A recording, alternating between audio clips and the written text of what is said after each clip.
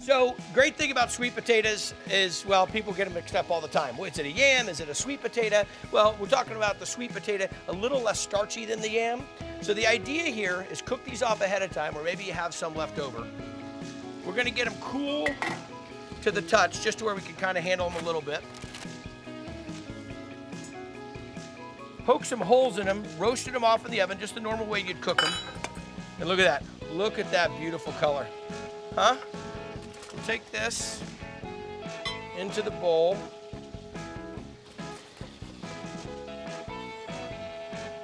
Some grated parm, maybe about a cup. A little olive oil, a couple tablespoons of that. Little brown sugar. I know that we have the sweetness of the sweet potato going on, but a little brown sugar will go a long way. A little salt and pepper. There we go. And here's where we really start adding the subtle flavor, but the flavor that everybody will go like, why? Why does this gnocchi taste so fantastic? It's this. We're gonna use a little thyme, a little fresh thyme.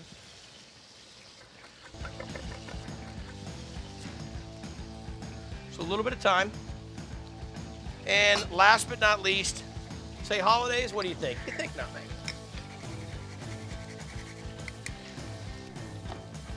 Okay, lock that down. Let that slowly whip together there for a second. Turn it up.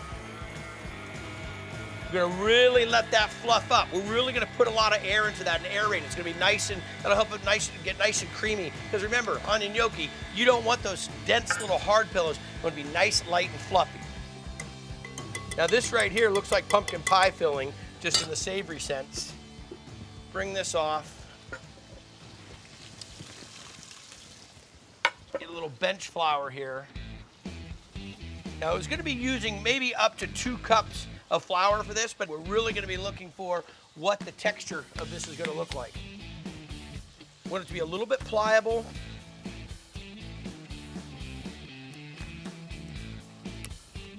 Seems like a little now, but there's a ton of flavor in that. And again, just the opportunity to repurpose that sweet potato. Could have been left over. You know how you have the big Thanksgiving party the night before? Well, the great thing is you could cook off those sweet potatoes, had them done and ready to go. Just one less thing that you have to cook on the actual big turkey day.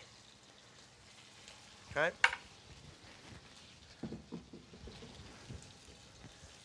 There we go. Get a little more flour right up on top of that. Lightly start putting it together. Oh, this is perfect. Making gnocchi, it takes a lot of time. Well, it doesn't take a lot of time. It takes patience because you're working with something really super delicate. So what I've got here is some sweet potatoes I cooked ahead of time, made this fantastic little mixture with a little bit of thyme, a lot of Parmesan cheese, and some olive oil. And now I'm just lightly kneading in the flour. It's not an exact science because I don't know how many sweet potatoes I'm gonna have and how wet they're going to be. So I'm just working them enough just to where they're not tacky, and I'm gonna be able to start to roll them out to make those little dumplings. Okay, this, a touch of flour inside the bowl, pick that up, let it just rest here for just maybe about 30 minutes. So I took the sweet potatoes, kneaded it in a little bit of flour, and then I let it rest there in a floured bowl. Now, cut off a manageable piece, a little bit of flour, and what we're looking for, let me just kind of show you the doughiness is. It's kind of tender like a pillow, not dense, not hard. For the size that it is, it's really kind of nice and light. Kind of feels like it might be a pastry. So I'm just gonna lightly roll this out. There we go. A little bit more manageable piece to work with. Uniform size, so they cook equally, okay? And we'll just knock off little 1-inch pieces. Go. About a tablespoon of salt to a gallon of water, remember that? And you definitely need it with the gnocchi. Start dropping these little dumplings down. When they float, they're gonna be done. We're gonna work them in batches, pull them out, let them cool. It's all coming together. That's how I want them done. Beautiful gnocchi, sweet potato gnocchi with a little bit of thyme and Parmesan cheese, all coming together for the traditional, untraditional items that we make here at the Fieri house or at the ranch for Thanksgiving. Now look at those. A little bit of salt water, took the sweet potato, mixed up the Parmesan cheese, gonna let these rest for just a second. Over here, I've got a little brown butter. So what I did is I started a pan, I'm gonna fire it back up now, started a cold pan, dropped the butter in there, and then slowly let it brown. If you drop the butter into a hot pan, automatically starts to brown, automatically starts to turn on you, and then you're chasing it down. So this right here, I've got it rendered down. I got a bunch of heat on it. Get it right to the brown butter look that I'm looking for. Just get nice and golden. Okay? Gets that little nuttiness to it. Now we'll go ahead, drop this in. And just giving these a chance to cool down a little bit, just to dry off a touch. The thyme in there. And all we're gonna do is just coat this a little bit. I gotta grab some Parmesan cheese. Okay, let that coat up a little bit. A little more heat on that braising liquid.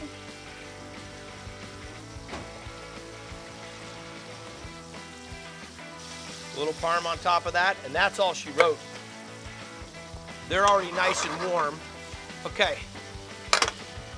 First, that little pillow. Sweet potato. Melt in your mouth.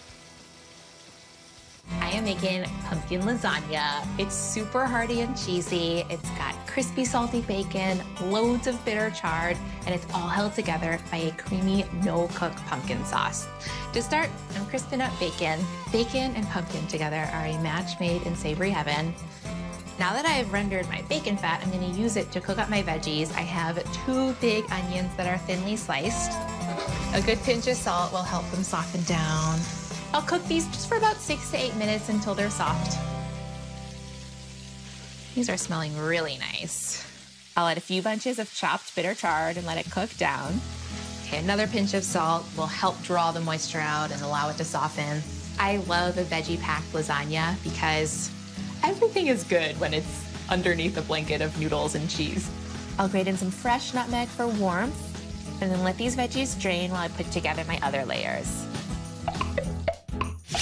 Time for the star of this lasagna, the pumpkin. It comes from a can. This sauce is so easy. I'll thin it out with 1 cup of low sodium chicken stock and 3/4 of a cup of heavy cream for added richness, and a tablespoon of chipotles and adobo sauce, which are so smoky and a little bit spicy, but not overly so. Because in order for pumpkin to really lean savory, it's gotta have something smoky, something salty, the bacon, and something bitter, the chard. Salt, a teaspoon of it. I'll mix this together. So that's it. I'll do the cheese layer now. I'll start with 1.5 pounds of whole milk ricotta. You gotta have that fluffy layer in a lasagna. I'll crack in an egg so that this layer can set. And then 1/2 cup of grated parm and some freshly chopped parsley. Lasagna sometimes uses a few more bowls than I want it to, but then when I have a gigantic casserole of lasagna in my fridge for days after eating it, it's all worth it. Okay, got all my components ready. It's time to assemble. First layer is a cup of sauce to prevent any noodles from sticking to the bottom of the pan, and top with 3 no-boil lasagna noodles. And then I'll spread on 1/3 of the ricotta mixture. I wanna cover the entirety of the noodle. That's the secret to no-boil noodles, is you really gotta cover them with stuff so that they actually absorb moisture and get cooked. 1/3 of my veggies. Chard smells good. And 1/3 of the bacon, which I'll just crumble all over. Bacon and chard together are really nice. And these will punctuate the bites with crispy saltiness. And then 1 cup of mozzarella cheese. And it's important to have the mozzarella go all the way to the edge so that it gets crispy. Okay, I'll repeat these layers 2 more times and then finish with noodles, the rest of the pumpkin sauce, loads of mozzarella cheese, and Parmesan. Oh yeah. I'll cover it up with foil, and then this will go in at 425 degrees for 30 minutes, and then I'll uncover it and bake for an additional 15 minutes until it gets golden and bubbly on top. I think I'm hearing that cheese bubble. Oh! that's beautiful. Oh my goodness. Oh yeah, all of the brown cheese splotches. I'll finish with a sprinkle of crushed red pepper for an extra hit of spiciness. I think I'm just gonna risk burning my mouth because it smells too good not to taste it. I'm going for a crispy edge.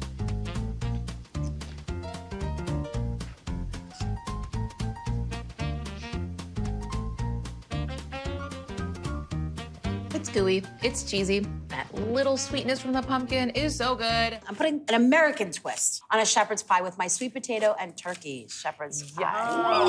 Aren't you fancy? We did a little dice of carrots and celery and onions. I feel like we always have that in the fridge hanging around. Those 2 carrots left in the bag that are kind of lonely. Sad, they're sad. You have some fully baked sweet potatoes, Yes. Sunny. These are just baked in the oven, literally with nothing. We're just gonna peel them. Okay. Pop them in the food processor to make a little rustic puree. And I've got a pound of ground turkey, just browning away with a lot of salt and pepper. Where did the term shepherd's pie come from? I assume it comes from Gotta be from shepherds, the right? connection between the lamb and the shepherd. Okay, so we have in here a pound of ground turkey that I've just browned off. And the browning is so important to just start developing that flavor. Same pan, I'm taking Sunny's absolutely stunning dice of celery, which was peeled, by the way, because we can get a little fancy on a weeknight if we want. So, carrots and celery right where we cook that turkey, so we're soaking up all those flavors.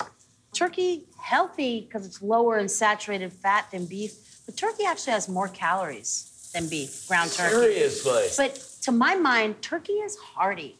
And ground turkey is satisfying. You eat it and you're not like, Is that dark meat or white meat? dark meat. Most ground turkey, by the way, is usually a mix of Yeah. light and dark. I like either, honestly, for this. I find the light meat is a little leaner.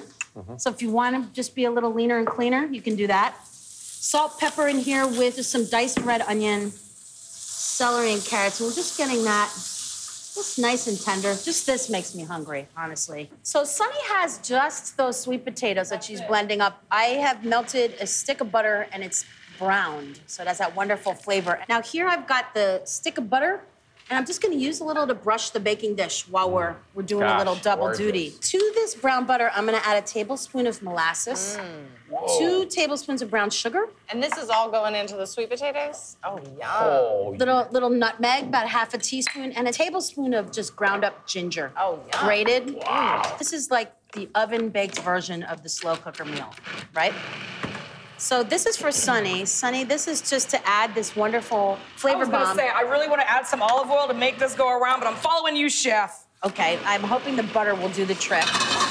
So now when these start to get a little tender, I'm gonna add them right to the meat. you want a little crunch in there, right, Alex? You want to... Well, this is gonna get baked in the oven, so you're gonna Okay, have you want- time for those good. vegetables to finish up. So you could, if you, for the home cook, you could make 3 or 4 of these, freeze them, and then you have like... Absolutely. Any day of the week is the right day of the week for me with frozen peas. I just love them. does I the have a frozen couple peas. bags hanging Did you around. want any Always salt got in 'em. here? Yes, please. Yeah. I just add them right in. They can literally just defrost them so the excess liquid, don't cook them at all. I'm getting pot pie. I'm getting so many different versions of so many little things here. There's a lot of going on. Little cup of stock in there, and then tablespoon of red wine vinegar just to knew you wake were There gonna it put a was. little I was vinegar. waiting. I thought we ran out of Alex, vinegar. vinegar. Looking like this, around the corner, all creepily. We want this at this point to be liquidy because it's gonna bake and do everything. That looks delicious. Oh, I'd eat that on its own right there.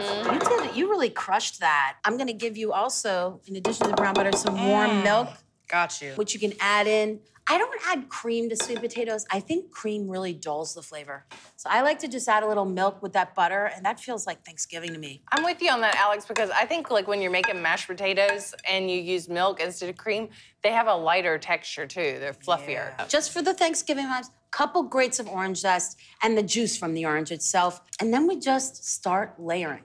We layer and we bake, right? It's so exciting the way this, and you could totally put this together, come home, throw it in the oven, and there's nothing, right? So the kitchen looks kind of quiet. Everybody's like, wait, where's dinner? And you're like, oh, excuse Bubbling me. away, huh?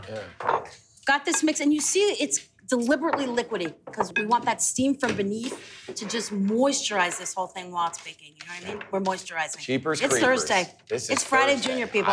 I'm calling it Friday Senior now. I'm excited about this. I don't know what's going Baby on. Friday. I This mean, just goes Friday's in. gonna have a lot to live up to. I know. I after don't know what we're Thursday. making for that, but And by the way, you could skip the celery, carrot, onion, and just do the turkey and the Or peas. leftovers, whatever you have in the box, and it's chopped up. Yeah. I like when I put something like this together and I don't even want to bake it. I want to eat it right away. It's a good sign. And now we're just gonna gently start, gently, snow on the cedars, little Bob Ross here. Y'all ever heard of sweet potato dip?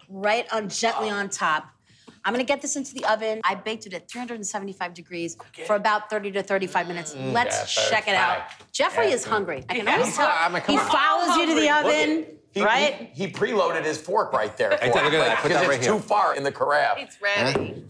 The Thanksgiving vibes are on. Yeah, That's a it's show. Friendsgiving. This is perfect That's for a Friendsgiving. showstopper right there. Showstopper. Take a nose bath. Come on. You know what I mean? Get a nose bath in there. That's what- This is better than like a good candle. And the sugars in the in the sweet bath. potatoes have like changed. They've gone deep. Oh, Come on, girl. Come on, girl. Oh, look at that. No. I went a little light for you, a little high protein.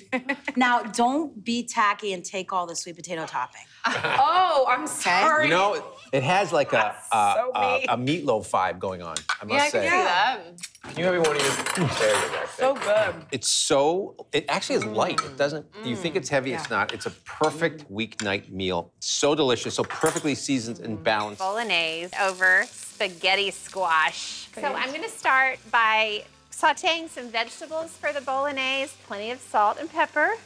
And then I'm also gonna add some crushed red pepper flakes just to make sure it has a little bit of heat to it. And now all I need to do is stir the veggies and cook them around just for about 5 minutes. So I'm gonna turn the heat down just a tiny bit because I'm gonna add some fresh garlic and fresh thyme. And I'm using good old ground beef, nothing fancy at all. I cook this until the meat is totally browned. I need another 5 minutes for that. On the page, you can see the veggies and the meat. And now it's time to turn this meat and veggie mixture into a sauce. So this is the cheat ingredient I promised you. And use a couple of jars of good marinara sauce. And this probably cuts a good hour, hour and a half off of the cooking process, which is great by me because that means we can eat sooner. If you think this looks delicious now, just wait until it simmers for 20 minutes. I basically cut a squash in half, scraped out the seeds, and then I drizzled it with olive oil and salt and pepper, and I roasted them face down. And then you just take a fork and just keep scraping until all of the goodness inside comes loose from the big rind. So I'm gonna put the first one on, and then I'm gonna do the exact same thing to the second squash. Here comes the sauce, Paigey. I'm gonna go on the first one first. I love the flavor of spaghetti squash.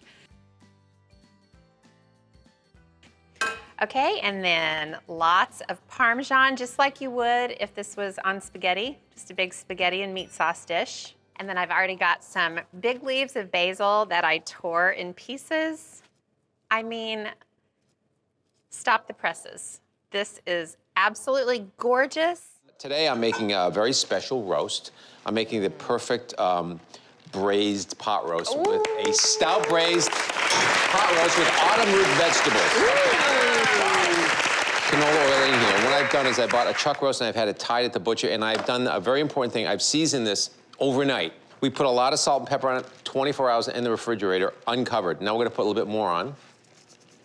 Okay, so chuck roast. That almost dry brines it too and helps those proteins break down and draw out the moisture out of it. I even do this with like ribeye, you know the ribeye you cook? I actually cook that, I season it a couple hours ahead of time, put it in the fridge. Because it just needs it. You can never get into the center of the meat with the seasoning. Okay, so a little bit of flour, right? And this is just to get a little bit of a crust and help start the juices sort of to thicken just a bit. You don't have to put too much on, all right. Then a smoking hot pan. Did I say smoking, Yep, Jeff? I see it smoking. I see Smoking things hot. are happening. And meaning, and I don't put olive oil in here, that would be a waste of money because it's a low smoke point. Grapeseed oil, avocado oil even. And I'm just using canola today. GZ doesn't waste money. I don't want to waste money. But he likes spending it. Spend money, someone has a job. Look at this guy. Okay, Single-handedly in giving here. you, And then what do we do when it's just like this? You put on some Sinatra. Exactly. No, you basically don't touch it. It's really important not to touch it. And this takes time. Do not rush this process. It's really important.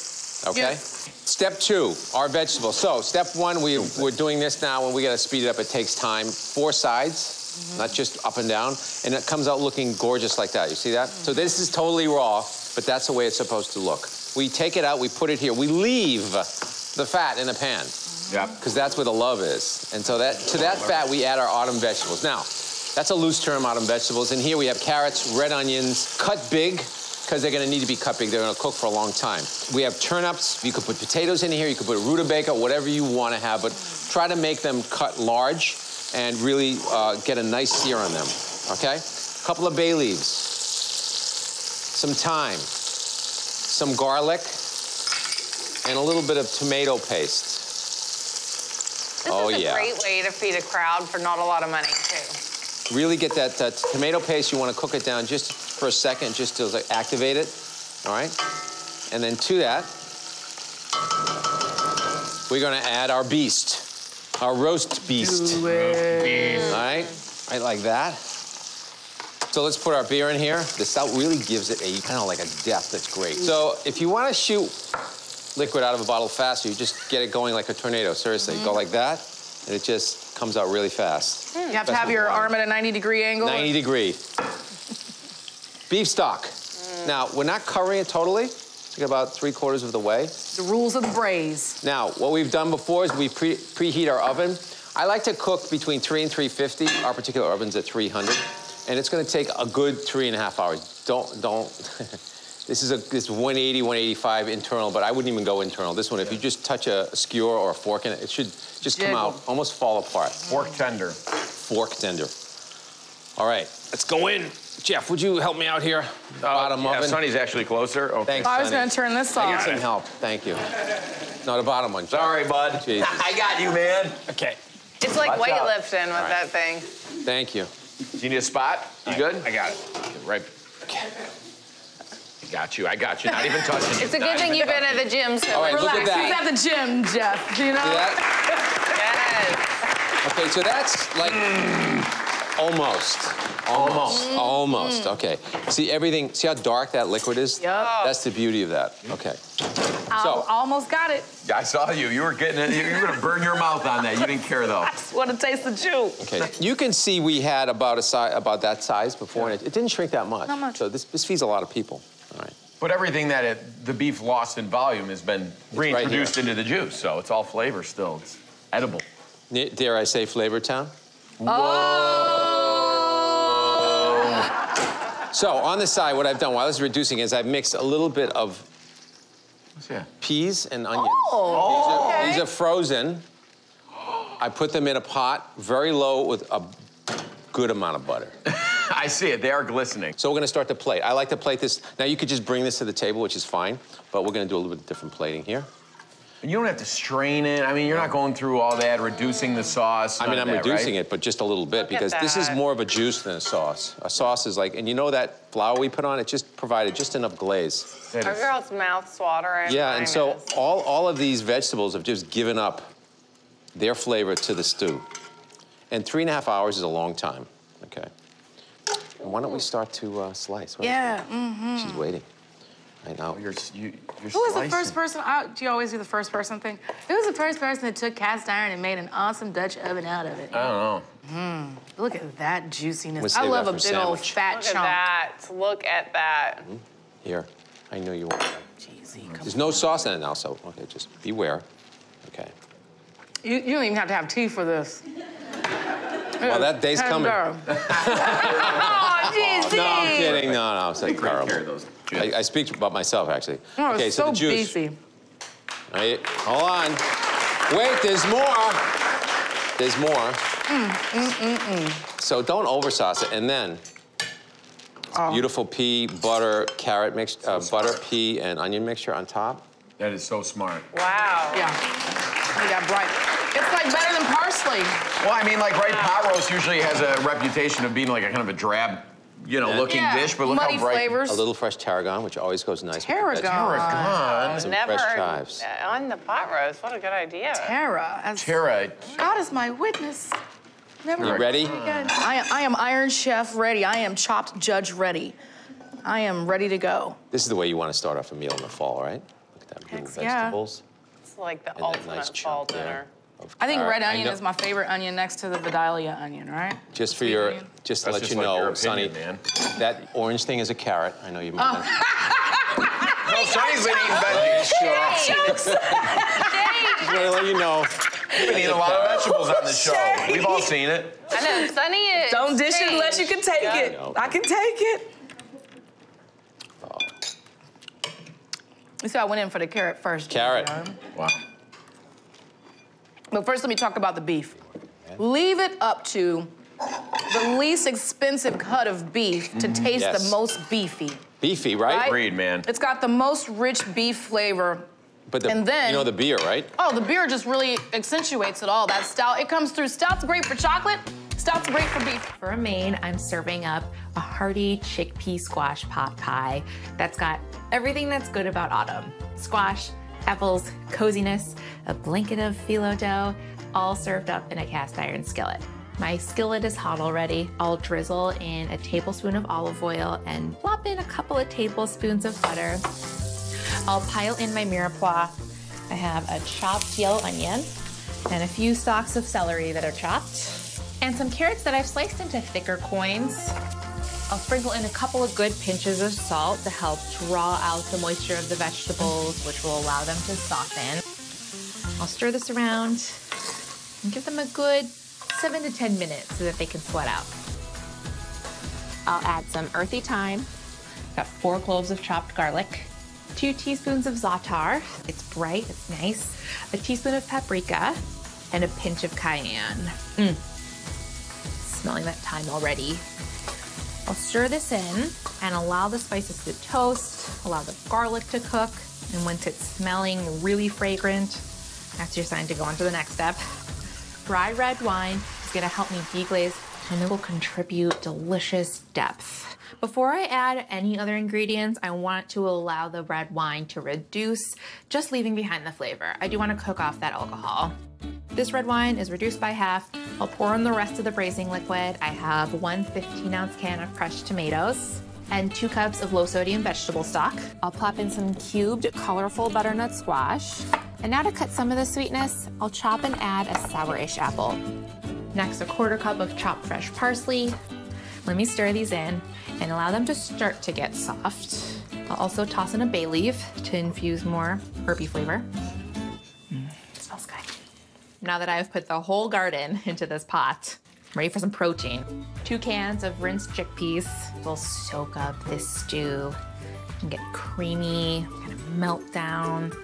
I am going to allow this big honkin' skillet to simmer for about 10 to 15 minutes.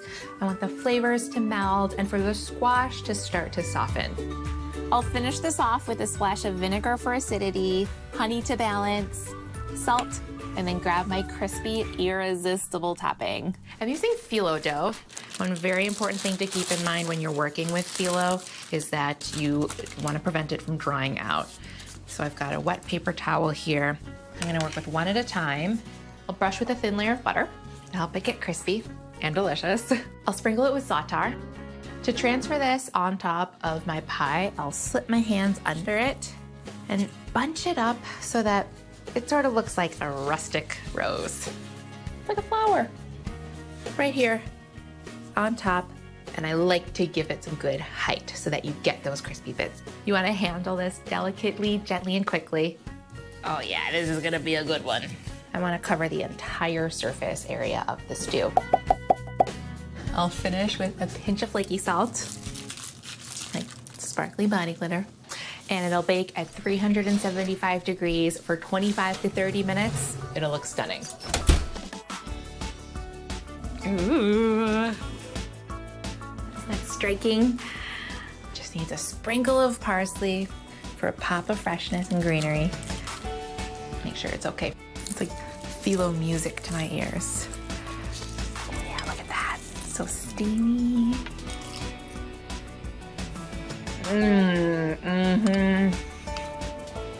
It's like it hugs my insides. That flaky, crunchy phyllo dough on top is awesome. Actually, just gonna take 2 smaller ham hocks, and we're just gonna make a little ham hock stock. while we're getting our soup ready. Hocks stock. So a couple of cups of chicken broth and actually a little bit of water. Part of saving money is using less of things that cost money in the first place. So I mix half water with double the amount of chicken stock, and I just put 2 smaller ham hocks, and that equals about a pound. And I'm just gonna get that simmering on the stove. We wanna cook down that liquid until the meat falls apart and flakes off the bone. So you just get that simmering. Okay, so once the ham hocks, chicken stock, and water are simmering on the stove, we wanna really just cook that down until you're left with only about a cup of liquid, and you just flake the meat from the hocks right off the bone. And then you have your little stock, but we're actually not gonna add that until the end. The actual soup is just baked sweet potatoes, right? So while you're making your ham hock stock, you can also just be roasting some sweet potatoes in the oven. Yeah, I know. It's the best. I know. Also, like ham hocks you buy, they're pre-cooked. Totally. Throw them in the freezer. Smoked. They're so great. They add anything. You know, traditionally for pea soup, right? Ham hocks and pea soup. That's actually what inspired me. I was thinking, I just love split pea, and ham and sweet potatoes, just a great combo. So just peel the sweet potatoes, right? I don't even need to break them up that much. I use about 2 pounds of sweet potatoes, 6 or 7 medium to large potatoes will get you there. And then coconut milk.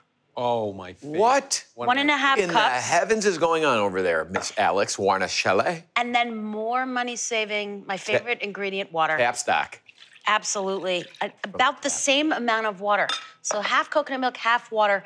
And the coconut milk, it gives a lot of richness, but it also brings out, teases that natural sweetness and earthiness of the sweet potatoes. So we kind of have a 2-part soup here. Sweet potatoes, coconut milk, and water, and then our little ham hock stock that goes in at the last moment. It's kind of like a trio that comes together to make a beautiful song at the last minute. We have our little sweet potato coconut milk mix. We have our simmering little bits of ham hock flaked off the bone, and that makes this soup meaty. I mean, for me, that's what takes it over from a soup into a stew or a meal or that really satisfying taste. Of course, in honor of Geoffrey, I had to add a little bit of brown butter to this. Of course. I just felt it was critically important. Wow. So I made a little brown butter, just a few tablespoons, right? And to that, I'm gonna add just a tiny bit, half a teaspoon of cinnamon. We don't wanna overdo this with spices. It's really got a lot going on already. Touch of brown sugar, and then just some orange zest and juice. Just 1 orange, zested and juiced. And that kind of gives it that warm winter, fall kind of feeling. Oh. Stir that together. Okay, so we have our soup. I can't wait to try this. These are the sweet potatoes, right? And after the sweet potatoes and the coconut milk get nice and hot, you literally just puree them. I like to use a blender. You need that really smooth texture, really break up the sweet potatoes. If you use an immersion blender, I'll never know, and it'll be perfectly fine anyway. There you go. Yeah, they're okay. Whisk the brown butter, get it almost liquidy with that orange juice, brown sugar, and just a hint of cinnamon. We don't want to add a ton of spices here, right? We're not going in pumpkin spice latte territory. We're really trying to stay focused on the starch sweetness of the sweet potatoes, and then that ham just blows into town like a sheriff in a Western. So here we go, right in there. Ham hocks, that stock. It's also a last-minute thing that thins your soup out. If your soup's a little bit thick, sweet potato soup can get away from you a little bit. It can be kind of clunky and starchy. Tiny pinch of salt and pepper if it needs it at the end. There are a lot of flavors here. You don't need to do a ton of seasoning to get to the end. So here we are. Man. And you're really on a treasure hunt for those bits of ham hock, right? Yep. Oh, I love sweet potato soup, and then everybody wants all that meaty ham hock in there. Delicious on 10. I like to crack pepper on top and not even mix it in entirely. So when you ladle the soup in, there's a little bit of pepper floating on top. I mean, we could add herbs, scallions, things like that, but I kind of like it straight up just like this. Okay, taste. The real sleeper here is that there's no cream, there's no milk, there's nothing to dilute the sweet potato. The coconut milk is just kind of sweet and rich. And then you get that smoky ham kind of meandering through. Feels like kind of like a classic vegetable soup. And then the ham and the stock. just makes it so hearty. Love it. I am making my roasted squash shells and cheese, which are creamy and cozy with sharp cheddar and a sweet smoky vibe that is unexpectedly awesome. So to get started, I have one pound butternut squash that I've peeled and cubed into 1-inch pieces, along with an onion. Got some olive oil on here to help it get crispy, and I'll season it with salt and pepper, some paprika, some mustard powder, and then a little bit of nutmeg. Combination of nutmeg with cheese is cozy AF. Okay, now I'll toss this all together. Okay, this is all coated in the oil and the seasonings. I'll roast this now until the squash is browned around the edges and tender all the way through at 450 degrees for about 20 minutes. And while that goes, I'll cook up my shells. So I have a big pot of water coming to a boil, and now the difference between good pasta and great pasta is a proper amount of salt in the water. This is how the pasta gets seasoned. So I usually go for between 1.5 to 2 tablespoons. I've got a pound of shells here. I'll dump them right in. And I'm gonna cook them until they're soft. And give it a little stir. I'll let my pasta continue to cook as I check on my veggies. Oh yeah.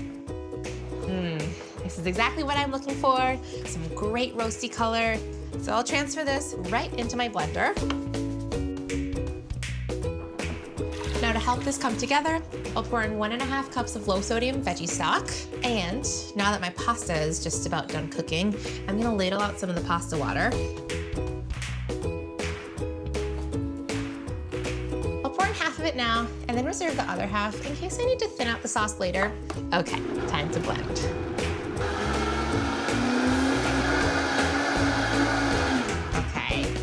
Oh yeah, that's really, really velvety, and it's gonna get super creamy once I add the cheese. I'll set this aside for a sec while I drain the pasta. I'll return this to the stove. It looks good already, but come on, cheese makes everything better. I have sriracha for drizzling later, and then 2 cups of shredded sharp cheddar, which I love with this because sharp cheddar is so loud and punchy and flavorful. Butternut squash is more mild-mannered, so, you know, opposites attract. I'll sprinkle this in gradually and just allow it to melt. In goes the last bit of cheese. Okay, that is one luxurious sauce. I'm gonna give it a taste just to make sure that all the seasonings are in line. Oh yeah, that's seriously amazing. It's like the best butternut squash soup there ever was because it's so cheesy. Time for the pasta. I'll dump it in. I'll fold my shells in to get them coated in the sauce. This is the definition of saucy perfection. In my experienced macaroni and cheese opinion, the best bites of mac and cheese are enjoyed while still standing over the pot. Good thing I have this right nearby. The sriracha is necessary. You gotta have a little heat with butternut squash. It's so cheesy. The heat and the sweetness from the squash, these might be the greatest shells on earth. This is my seasonal take on a comfort food classic. Y'all, I'm talking about lasagna. I'm making butternut squash and kale lasagna spirals. Ooh, wow. Okay? So like vegetarian, not vegan, but vegetarian. It is vegetarian, that's right. This would be perfect for a meatless Monday. It also is a great freezer meal because we're making them into spirals. You can individually freeze the spirals and then just have them to pop in to make a quick weeknight dinner. I love it. Because this is a little labor intensive, you'll see. Jeff, I'm gonna have you continue to dice up our butternut squash here. You don't have to do anything with this one. It's just here for good nice. looks. Good. So I like them a small dice, and we're gonna roast those in the oven. I've got my pan here to start cooking our veg that goes into the filling. So some minced onion. And I like to cut this up pretty fine and just cook them just for a couple minutes till they start to get translucent. That happens pretty quickly because they're so small.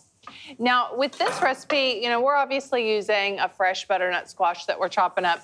You could get the prepackaged, the ones that are already chopped up for you at the grocery store. You can buy frozen butternut squash that you could roast, Or you could just do a whole substitution and use canned butternut squash puree in this recipe. Are we gonna puree this, or it gets roasted? No, and then I'm just keeping it roasting whole, it okay. and keeping it whole. I'm like, why am I I've dicing it? seen You know? butternut squash puree yet in my grocery store. I'm gonna have to. I'm not probably even paying attention. It's right around where the pumpkin is. You could use canned pumpkin in this too if you just wanted the whole thing to be creamy. I like the texture of having the pieces of the butternut squash. All right, so I'm gonna add to this some chopped up mushrooms. So these are creminis that I've finely chopped. You could use white buttons, you could use a mixture. The sky's the limit with your mushrooms. And cook those just until all that water comes out of them. And then adding to it some garlic. That's a lot. I like that. Yeah, I like a lot of garlic in this. I think that mushrooms just take on that garlic flavor so well. And then some nice fall herbs. I always think of sage in the fall. Of course. That's one of my favorite cool weather herbs. And some thyme. Both just taste so good with those mushrooms, especially, and with the butternut squash. It really highlights those fall cozy flavors. I'm finito here, Miss Lee. Wow, okay. Toss it with some olive oil, salt and pepper, put it into the oven. Those are gonna cook until they're fork tender. It takes about 25, 30 minutes at that size. 30, 35, just kind of watch it. 425 degrees. Got it. All right, and I'm gonna add a little bit of pepper. I also think when you're involving squash with pasta, it can get a little sweet, even if you don't put sugar. So Yes, you're right. those herbs, that sage, the garlic keeps it savory. Yeah, totally. Brings it on over to savory. Add some savory. I'm gonna add to it some shredded kale. You know how usually in a lasagna, not usually, but sometimes in a lasagna, you'll have spinach, doing like a spinach ricotta filling. So that's where my kale vibes are coming from. Look at these little morsels over here, huh? You know that's good. So see how they cook down even smaller? And they're perfect to go into the filling. All right, those are so sweet and good. You're gonna know you're eating squash. Totally. So you just wanna let that cook all the way down, then let it cool off, and we're gonna make our filling. So for our filling, I've got some ricotta cheese here. I've got 1 egg to go in. You give that a little mix. And then I'm gonna add to it some Parmesan cheese. You could also use Pecorino Romano. That would be great. I'm gonna add in some shredded cheese. This is like the bag of the Italian mix cheese. Wow, Katie. Mozzarella provolone vibes. Asiago, maybe. All right, Jeff, take those and put them right in here. And I'm gonna add the mushroom kale filling. Don't strain yourself, Jeff. What's up, America? All right, enough of You that. see what I deal with here? I know. All right, Look at that. give it a quick Oh, mix. super cleanup. This looks great. It just is like the perfect fall lasagna. Okay, I made a classic bechamel. Ooh. So this, I put some of it already underneath the little lasagna rolls. Nutmeg and all. Yeah, little nutmeg. Yes. The nutmeg's really important because of the kale, too. I think that really brings out the flavor in the greens. And I've got some cooked lasagna noodles here. It takes about 1/3 of a cup of filling per lasagna noodle. And then we're just gonna spread it out. Just that thwack. Yeah. Yeah, it's like Put a it right cartoon down. sound I'm seeing. Right? Yeah. I love it. Now, if you're going to the effort of making this, maybe you want to just double the recipe. Yep. And freeze. Yeah. Like I said, these freeze individually really nicely. Tell you, if you asked me, I would serve this at Thanksgiving. It'd be a great, great one of those- vegetarian. It's like a mix of mashup. Oh, well, there's some families that do lasagna on Yeah. Oh, yeah, yeah. Thanksgiving. I do a lot. Yep. Lasagna or ravioli. I mean, I would take lasagna any day. All right, so little spirals. Pretty. Beautiful spiral. Pop them in the 8x8 here. I'm gonna top this with the bechamel. God, that looks luscious. Double besh. Jeez. So this is our sauce, and it smells so good. You could have just can smell even that more little named that and bit throw the of- cheese in, but of it's over the nutmeg. top, huh? Yeah. I'll so take here it. we go. Dare I say, you might even want to like bump the nutmeg up. because Yeah. you got a kind of. Yeah, I mean, fall everything flavors that's here. in this benefits from that little bit of nutmeg. All right, so smear it all over, and then I'm gonna top it with more cheese. That's right. Because lasagna needs to have cheese. Did your mother approve this recipe? This would definitely not be a Kim Becker approved recipe. Kim Becker Oh, would is this, not. this is no. Well, it does have kale and butternut squash and mushrooms, but all the cream and the cheese. Katie, that's the liberal amount of cheese there, honey bunny. I like you in the winter months. I like Wow, that what restraint.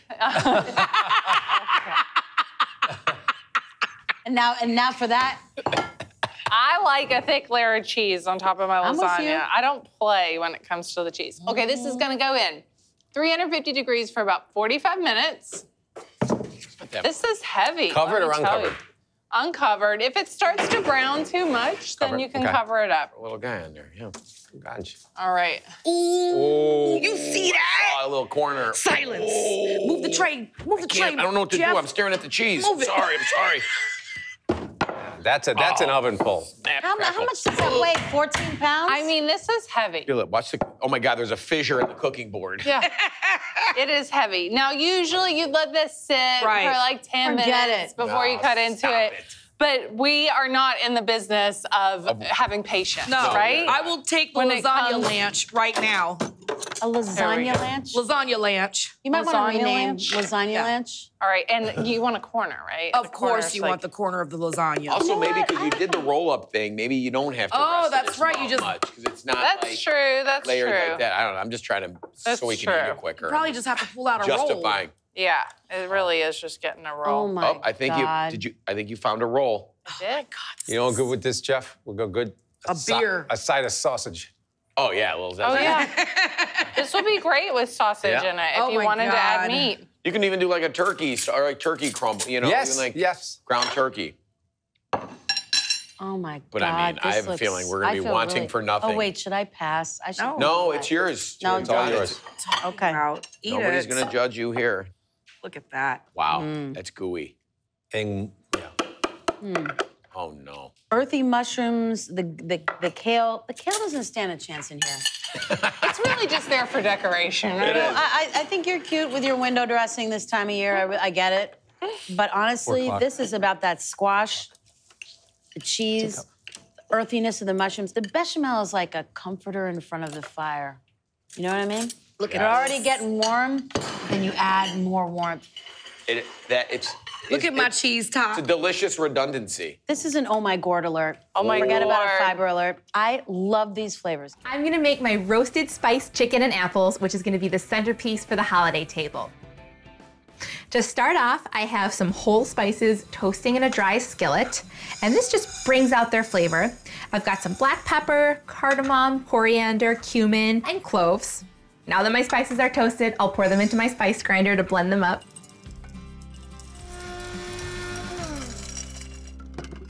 Got a whiff of the cardamom. This looks perfect. And now I'm gonna combine this with a few more spices. I've got paprika, cinnamon, and nutmeg. And the paprika is gonna add great smokiness, and the cinnamon and nutmeg are gonna add awesome warmth.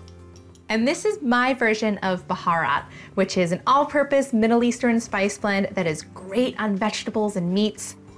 I think cinnamon in savory dishes is an underrated move. Next, I'll grate in some nutmeg. I kind of think of nutmeg as a smoother cinnamon. It just amps up the cinnamon. I'll give this a mix. Because I'm gonna add it directly to the chicken, I'm also gonna add a lot of salt. So I'll stir this in. So now I'm gonna sprinkle my spice and salt mixture all over the chicken. Make sure you get every nook and cranny. And I'm also gonna sprinkle some in the cavity of the chickens.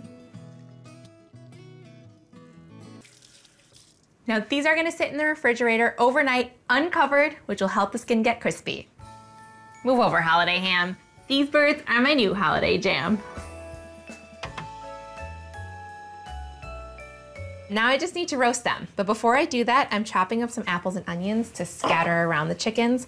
And as they roast, they're gonna soak up all of the juices from the chicken and get so delicious. I'm using Gala apples here. And now I'll quarter 2 onions. And these will also add a little sweetness. Now I'm ready to grab my chickens. My chickens were in the refrigerator overnight, but now I've let them come to room temperature, which will help them roast evenly. And now I'm gonna stuff the cavities with half my onions. And this will allow flavor to get into the chicken from the inside out. And I'm also gonna add some thyme and fresh rosemary. Oh, that's a good smell. And then I'll sprinkle the apples and the onions all around the edge. And now I'll add a couple of pinches of salt to the apples and onions. And then a little bit of sugar will enhance their sweetness. And lastly, a drizzle of olive oil will help the apples and the onions roast. I love the colors on this pan. Okay, these chickens are gonna roast now at 450 degrees for about an hour until the juices run clear. I think they're ready. Oh my goodness! And look at how crispy that skin looks. Oh, and I just got a whiff of that baharat. I'm gonna carve them now, but first I wanna let them rest, and that allows the juices to redistribute. So I'll transfer them to the cutting board first. And I'll finish off the apples and onions with a splash of apple cider vinegar. That'll brighten things up. I'll toss these around. The apples are so nice and smushy. And I wanna make sure that the juices kind of get all up and mingle with the apples and the onions. Now I just have to carve up my chickens. And I'm gonna start with their legs and thighs. Next, I'm gonna cut off the breast. And now I'm gonna cut the breast into 3 pieces so that everybody gets a piece of skin. So I think the shape of the pasta, I feel like we always have to talk about it. I'm doing a little fusilli, right? So we're gonna put a little bit of fried sage and fried rosemary on top because these winter herbs are so strong. Let's just stem them all. The stems, they taste like cough syrup for sage and rosemary. So we're just gonna fry them up and flake them a little bit and put them on top of the dish. Very grown up, I feel. I've browned a little bit of butter and then I'm just gonna drop my brown butter and I do brown it in a separate pan so that if it gets a little bit overcooked, you can pour it off and just leave behind the little bits. So you got some garlic in there? So 2 cloves of garlic, right? And we're just building this nice and easy. A dollop of fresh ginger. I'd say a couple teaspoons once grated. Ooh, wow. Well, you need the whole can of pumpkin right in there. I mean, you could literally open it and drop it right in there. And we're just mixing. You know what I love about this? Usually you see the pumpkin in a ravioli. Right oh, yes, with the brown butter and the sage over the top. You know, this is a reverse of that, which I love. We're also pulling it towards the savory, and that's kind of a fun idea. There's a lot of sweets at Halloween. Pumpkin can be sweet. Here we've got the garlic, a little pepper, salt. All these things are pulling it in a more savory direction. I put a tiny pinch of brown sugar. Now, I'm even cheating. This is the kind of sauce you make while you're cooking the pasta. I'll cheat and just steal a little. We talk about drain your pasta. No. I'm gonna cheat and get some water in there now from the cooking pasta. And we do that, you know, just to grab a little bit of that starch that's coming out of the pasta and pull it back into our dish. We wanna coat the pasta. Those fusilli, they trap all the sauce in their little crevices. And I love that balance, maybe a little extra black pepper, just to kind of have that balance. Little coarse salt, go deep on the salt and pepper here. Some parm in there now. Right, to give it a little bit of body. I'm gonna put for you, Geoffrey, 1 tiny dot of butter. Don't put it if you don't want to.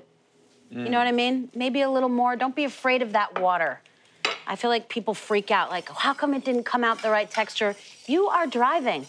Yeah. Make it the texture and the consistency you want. There's always water or stock or other things that can take you, you know, to where you wanna go. My father liked pasta kind of loose. Like the sauce kind of soupy? A little bit. I like and my mother saucy. liked 1 dot of tomato paste-like sauce on a giant bowl of pasta.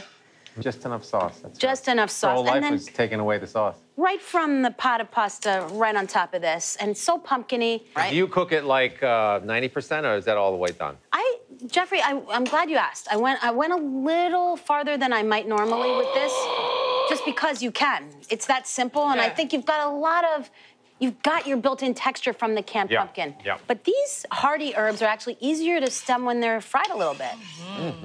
Right? A little higher, Jeff, for And dramatic I already shut the heat off. Once the sauce is hot. Now you're getting it. I mean, a little more flair, please. It's Halloween. You know what I'm saying? That was really good. You want the sage in there yet? A little bit, sure. Let's drop a few in the bowl. I'm just adding cheese because Because, yes, it's cheese. Yeah, it's cheese. Right? Well, I mean, it's the inside of the pasta, right? We'll put a little cheese in there. Just a little, don't overdo whatever you do. Get involved with something over there. Keep on shredding, Let's look that way. Yeah, just a little taste, a tiny taste. A little bit more salt. Okay, Iron Chef. These are my favorite kind of meals, though, for during the week because, like you said, you made this sauce while the pasta was cooking. It is a quick dinner, and it's delicious and healthy, actually. All that pumpkin in there. Fiber alert. You know how you can Fiber alert with all that pumpkin. No, come on. Not with the health. It's a holiday. Look at that. Beautiful. Oh, this is definitely giving me adult table vibes. Can you help me? Will you? You put a little herb on top. Looks like you're in a restaurant. Cheese. Yes, ma'am. Sage. Look at that. It already smells so good. Smelling is a part of eating, you know? Aromatherapy. You can't do one without the other. It's a proven fact. You guys, Love this watching is you guys. so crazy delicious. And it's not even pumpkin forward. Do you know what I mean? The pumpkin is just in there relaxing. It's fall forward, that's for sure. Okay, so if you're baking along with me, make sure your oven is preheating to 400 degrees and get a sheet pan ready. To start, let's make our dough. Get a big bowl and add 1 3/4 cup of flour to it.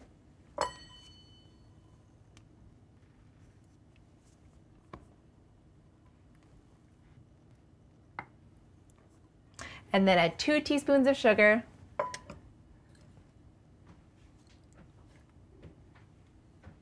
And a teaspoon of kosher salt. Next, grab your measuring cup and add a 1/2 cup of water and a 1/4 cup of neutral oil.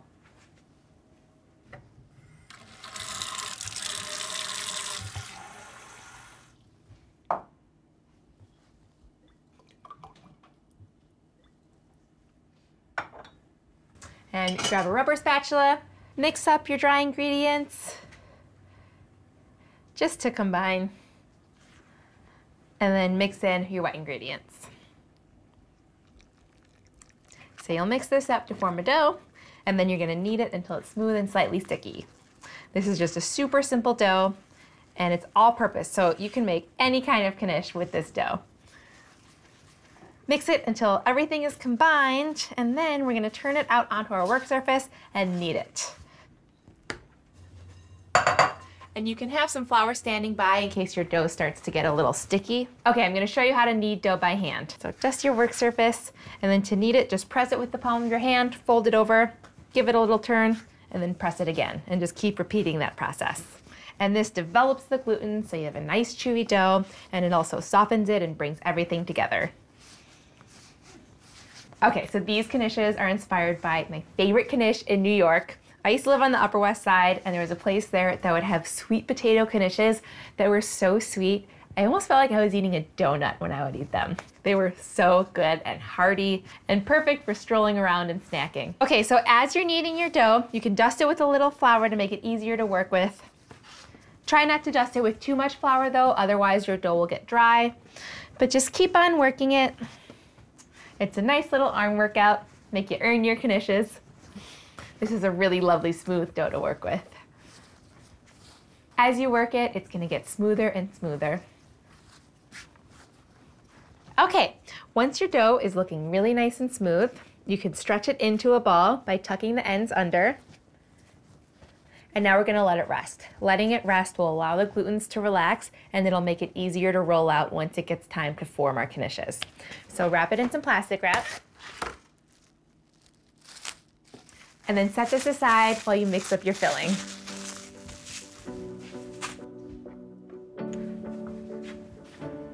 Okay, grab your bowl of sweet potatoes.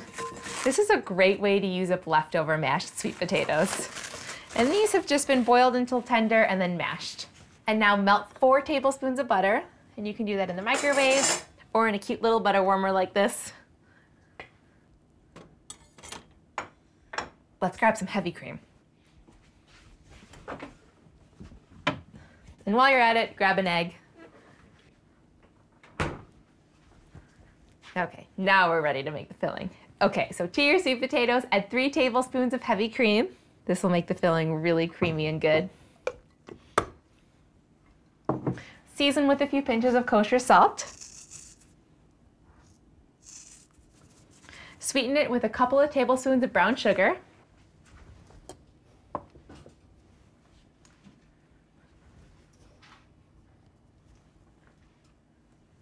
The molassesy flavor in brown sugar goes so nicely with the sweet potato flavor.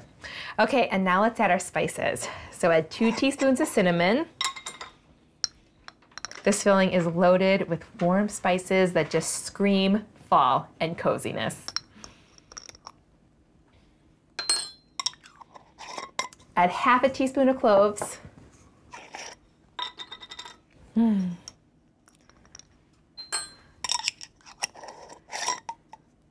then a 1/4 teaspoon of nutmeg.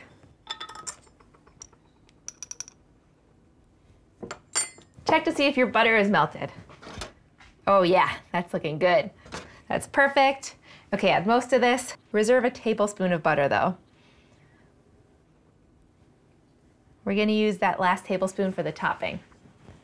So just set this aside for now. Okay, now mix up your filling. Mix it up until it's all combined. These are basically mini sweet potato pies that we're making.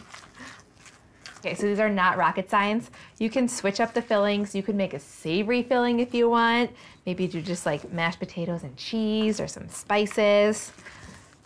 You could do different veggies. You could do like potato and spinach would be really good. You could do seasoned ground beef. There are so many different things that you can make knishes with.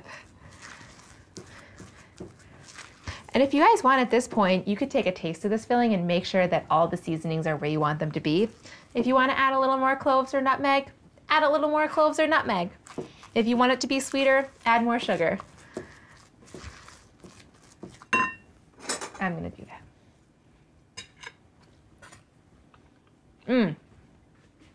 This is perfectly sweet, just where I want it. Okay, so the filling is prepared, and now let's make our topping. So grab a smaller bowl, and then also grab a cup of chopped pecans. These are gonna be a nice crunchy topping for the knishes. Add the remaining tablespoon of butter, and some cinnamon,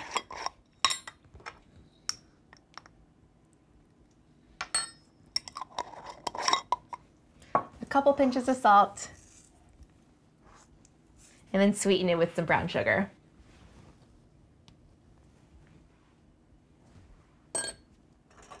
And just stir this to combine. Whenever I'm thinking of recipes, I love to combine a variety of textures. So with these, the outside dough is gonna be chewy after it bakes, the inside is gonna be soft and fluffy, and then the top is gonna be crunchy and nutty. It's gonna be so delicious. Okay, the topping is ready to go. Let me just tidy up a little. And now the last thing before we assemble is let's make our egg wash. So grab a small bowl and your egg. You can crack the egg in. And then add a splash of water. And whip it up. And this egg wash is gonna act as the glue that holds our knishes together, and it's also gonna get brushed around the outside to make them shiny.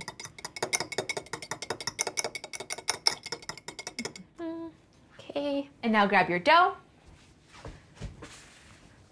And it's time to assemble. So unwrap your dough. You could dust your work surface with a little more flour. And I'm just gonna have this little cup of flour standing by in case the dough gets too sticky.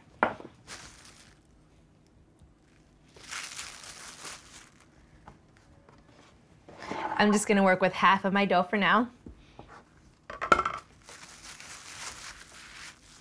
And now I'll divide this into 6 pieces to make 6 medium-sized knishes. So to do that, I just like to roll it out into a big fat snake and divide it in half. And then divide each half into thirds. So now you have 6 even pieces. And now stretch these pieces into balls, which will make it easier to roll out perfect circles. And just tuck the ends under and pinch them on the bottom. Place them down like that.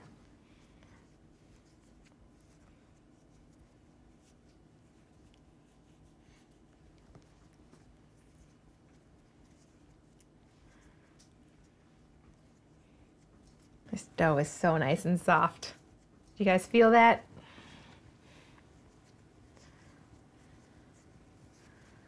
Knishes are basically like big baked dumplings. And I'm obsessed with dumplings. So, you know I love these. And these are not very difficult. It's a really simple dough, really simple filling. And I'll show you, it's gonna be so much fun to mold these. Okay, now grab a rolling pin. I'm using this small tapered rolling pin. I feel like I get more control with it. And now, dust your surface with a little more flour. And then pat out a ball of dough. And then use your rolling pin to roll it into a thin circle that's about 6 or 7 inches in diameter. And I like to rotate it every so often to make sure that it's not sticking to the work surface, and also so that I can get an evenly shaped circle. So if it ever starts to stick to your rolling pin or to your work surface, just dust it with more flour.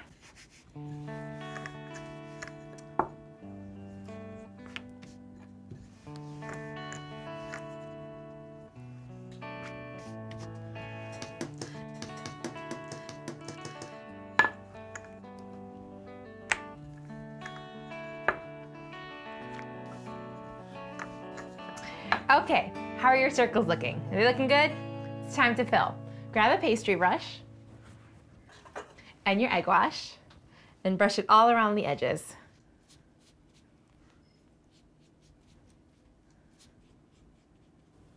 And this is going to be the glue that helps the Knishes hold their shape.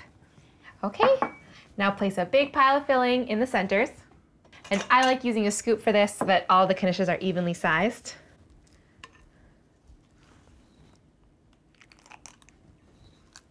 Okay.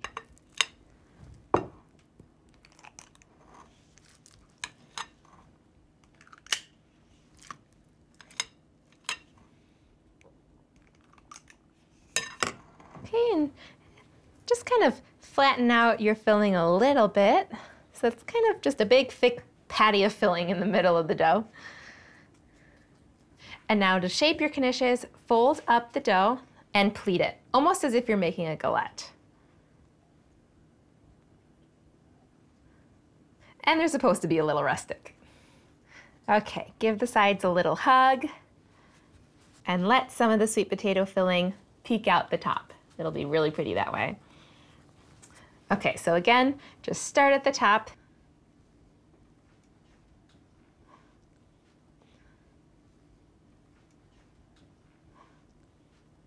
Give them a hug. And now let's transfer to the sheet tray. And the parchment will prevent the Knishes from sticking. And now transfer your Knishes. And you can use your bench scraper or a spatula to help them up.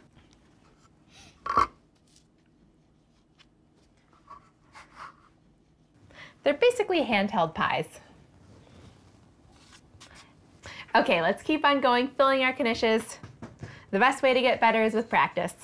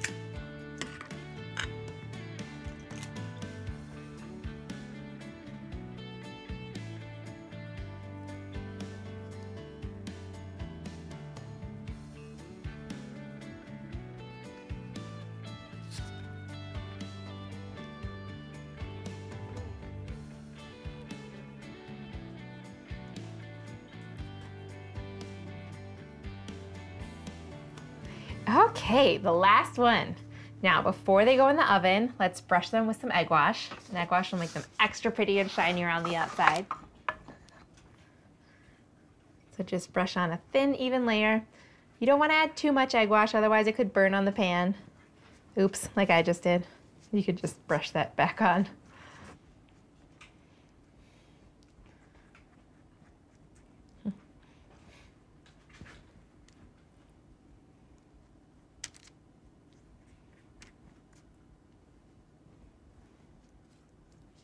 Okay, now before they get baked, let's add our crunchy, nutty topping. Just add a handful right on top. And in the oven, this is gonna crisp up. This is gonna be the perfect touch.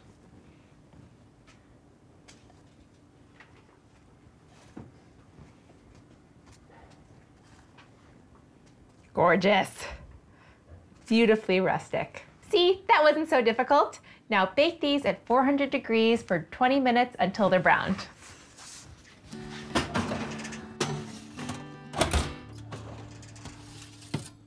These sweet potato knishes look beautiful. I hope yours turned out just as well. Okay, I have to sneak a taste.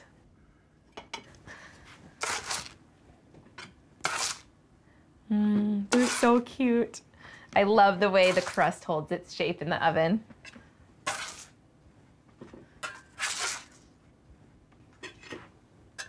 Okay, here I go. They're a little warm.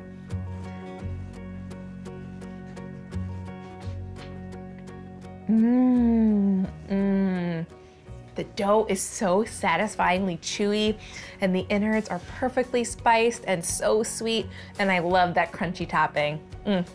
I hope you're enjoying these as much as I am. Keep on Knishin', you guys. Spicy pecan crusted chicken thigh. Oh, yeah. Okay. You need my help? You're good? I do need your help. All right, what am I doing? I'm gonna put you on nut duty. Okay. So just chop those up to be like a consistency of like a coarse breadcrumb. Okay, oh, Yep. coarse breadcrumb, okay. And then I'm gonna take that hot sauce, Yep. pass it on down, and I'm gonna add it to a couple of eggs. Wow. Oh, easy, Tiger. Hey, I it's do that all the spicy. time when I fry chicken or like catfish or something. Yeah, and I'm gonna add some Dijon to it. And this is just gonna further add to the spice and also to help give us a nice thick batter here. So let me just take my whisk and give that a good little whisk there. Get it all incorporated. Let me get my chicken thighs out. We love boneless, skinless chicken thighs. Flavorful, inexpensive. You can certainly do this with boneless, skinless breasts. I was a little surprised at your basket. Really? Yeah. What did you expect me to have? Well, it was very like healthy-ish. Yeah, it's not what I buy, it's how I make it. I see. We're gonna season with salt and pepper. I love me some any nut-crusted meat. You know what I mean? Yeah. There's like so much more flavor on that breading. Yeah, Crunchy. totally. So they go into the flour first. I don't know if I'm getting the right texture of rubble you want here for I think they look pretty good. Yeah? Okay. Yeah. And so then you want to take it and, you know, traditional feb, flour, egg, breading, except we're using nuts, so I guess we could call it fen. And just kind of dust off the extra flour.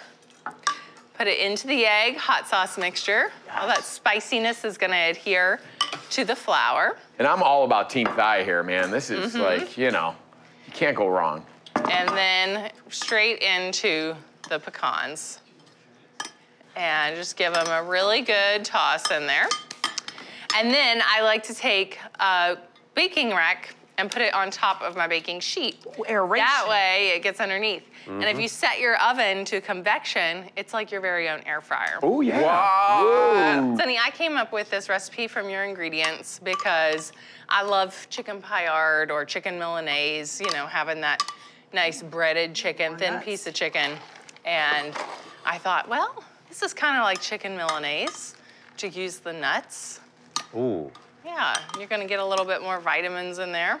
And then finish these up 400 degrees for 20 to 25 minutes. I've got some that's already cooking. I mean, I smell, it almost smells like popcorn almost, right? It's like that nutty, such a nutty aroma in the air right now. Wonderful. And here we go. Those look good, but you know. Oh, those look great, Katie. Amazing. You know what we need? Chicken Milanese. What does it require? Salad. A little salad, like arugula. So, Sonny, Oh, salad. I'm gonna give you an ingredient. Okay, Katie. That I thought I it was think- sticking to my bag. I think you need to add to your shopping. All right. Kale. Oh, no, she didn't. Yes, she did. Okay. Yeah. So I actually like kale, but I buy it in the freezer section, and it's always spackled to like mango and strawberry, and then you put it in the blender in the morning, and you've got a smoothie. Yeah, I do that every once in a while when I feel like I'm eating bad. We're gonna do this as a little play on a chicken Milanese, and instead of arugula, we're having kale. And what did you have in that dressing?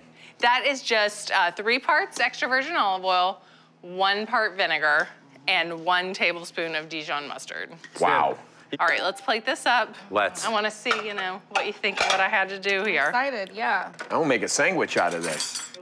Well, you know what I love about Alex's show is you could see other people's groceries reimagined and then realize, oh, I could do that too. You know what I mean?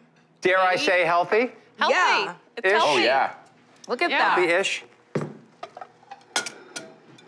Go. Put it in there. Let me just cut that so you can see. I'm so good. I wanna eat. I love the kale. Yeah. I'm gonna eat this like a chicken nugget. Okay. How about that chicken thigh? Nice and juicy. It looks like fried chicken, doesn't it? Okay. Yeah. Katie, you made my grocery bag sing, all right? I don't know the last time I crusted any chicken with pecans. I don't know the last time. I'm sure I've done it before, but now I know I've got my chicken thighs at home already. I know my freezer is already full with the pecans. All I gotta do is go get this kale. It's like a southernized version of a chicken Milanese, right? It really is. It's super pecans delicious. and kale. Butternut squash lasagna. We're starting out just the way we do with a standard Bolognese. I've got all my flavor bases. I've got some onions, some garlic, some fennel, which I'm gonna get diced up here, a couple of celeries. Just get these all hacked up and puree them. And we start to brown our food. Then we're gonna add a bunch of pork and brown that too. And these are gonna be in between the layers of our roasted butternut squash. Good stuff. Let's give a little lubrication to our pan. Ooh. Okay. My flavor bases are in the pan. Big salt. We got a big pan. We need big salt. This is how we go in the restaurant. Big food. And a pinch of crushed red peppers. We're on our way, browning away. I'm gonna brown the crap out of this. All right, I've developed beautiful crud. That's just what I'm looking for. So now it's time for big meat. Yay. All right, my ground pork. It's just the way it rolls. Okay, oh, look at that. So, some salt we got in there. And we start to crunch this all up, really to get brown meat. Again, we're gonna repeat these same ideas of really developing big brown flavor. And sort of like as flavorful as it can possibly get, one step before it's burnt. Smells so good. So, brown food has developed. So I'm going to add a bunch of tomato paste. Now I have tomato paste, and I'm gonna grab some canned pureed tomatoes. I'm gonna toss those in also. All of these steps in the formation of this ragu in the beginning are really important. Some wine. That makes everybody happy. So I'm stirring my tomato paste around, really stirring it to get involved. I'm gonna add a little bit of a super secret flavor weapon. Butternut squash and cinnamon go so well together. So I'm gonna throw in a couple of cinnamon sticks, thyme bundle, bay leaves, some canned pureed tomatoes. Oh yeah. I can see big flavors developing. Why? Because I can see brown food happening. So this is where we go. This is welcome to the dance. We add water and reduce, add water and reduce. So this is the dance that we have, the life cycle of the ragu. Just the way I do in the restaurant, I do in my home. It's the life cycle of our ragu, and my life cycle is doing beautiful things here right now. So we add a little water and reduce, and I'm gonna keep on doing this for, you know, another hour or so. Well, in the place of noodles, I have a butternut squash. We're all about fall flavors today, or wintertime stuff. So I'm just gonna cut this guy in half straight away, and then I'm gonna cut it into quarters to give myself a little bit of a help here. Hey. Okay, and I'm gonna slice this thin. There we go. Nice. So look at that. That looks like a beautiful sort of lasagna kind of noodle.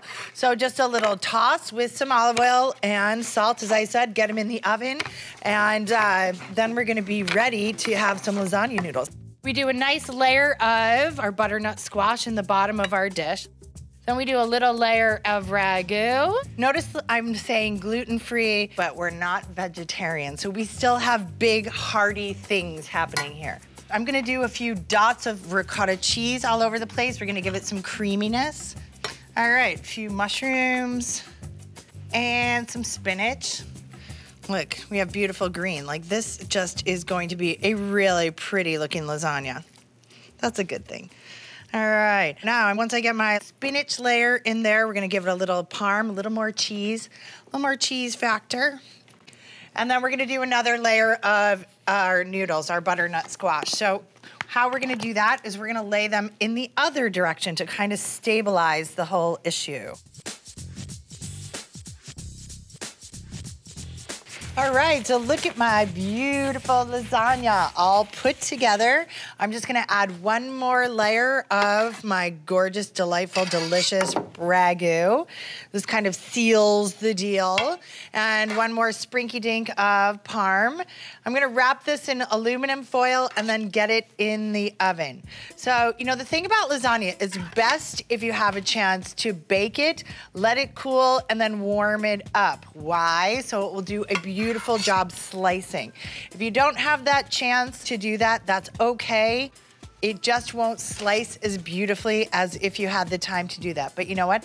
It will still taste delicious. Why? Because we took the time to taste all of our parts to know that we're putting together a beautiful, beautiful something, something. So there we go. Look at that. Hello. I'm gonna take a picture of it. You look really good.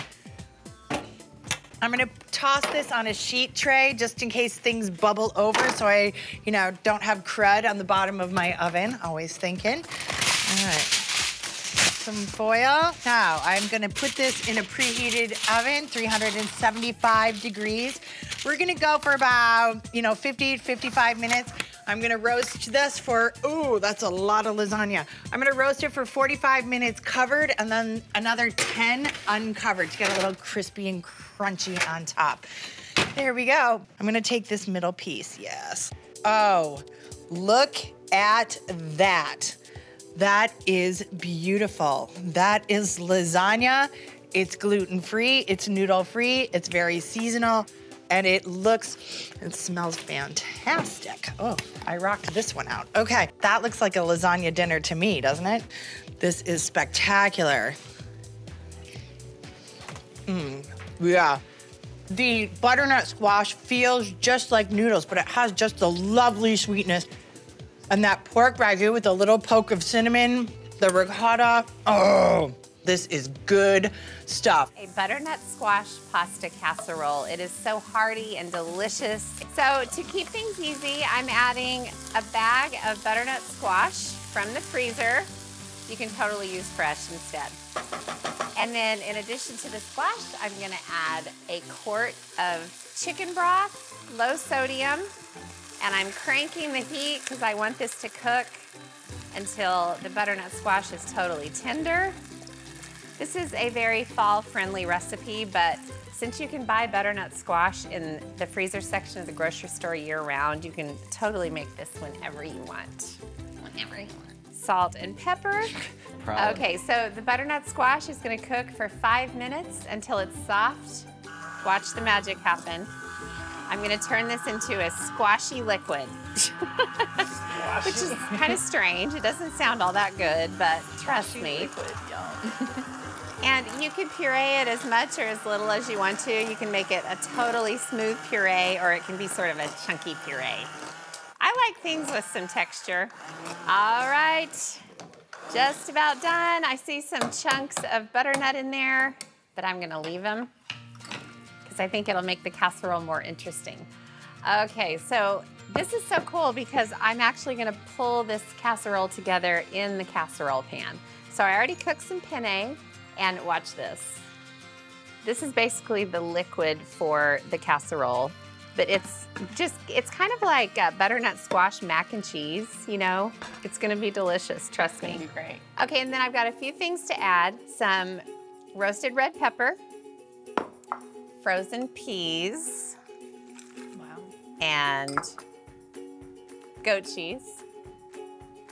It kind of combines with the butternut squash, and oh my gosh, the texture and the consistency of this casserole is amazing. Stirring it right in the casserole dish.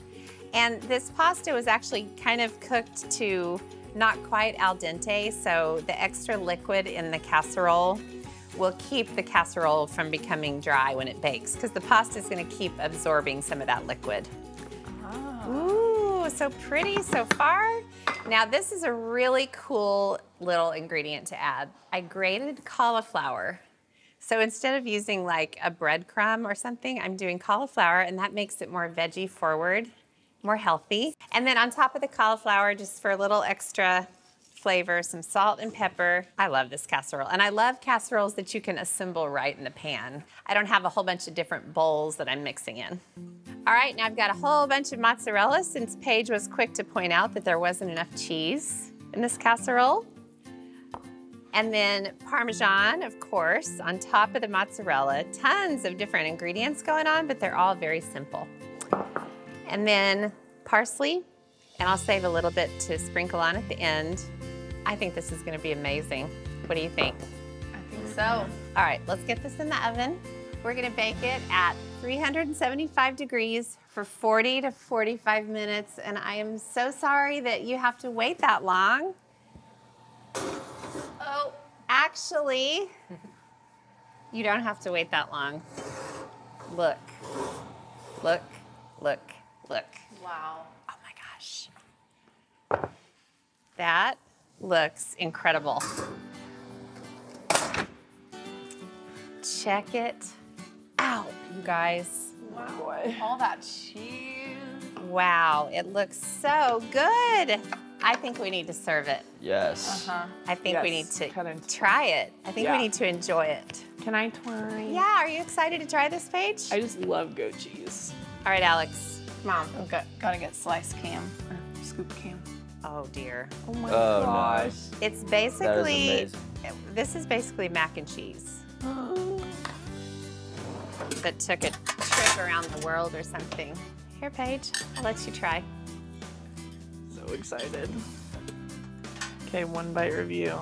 Trying to get all the good stuff. One bite review. One bite. Oh, it smells so good.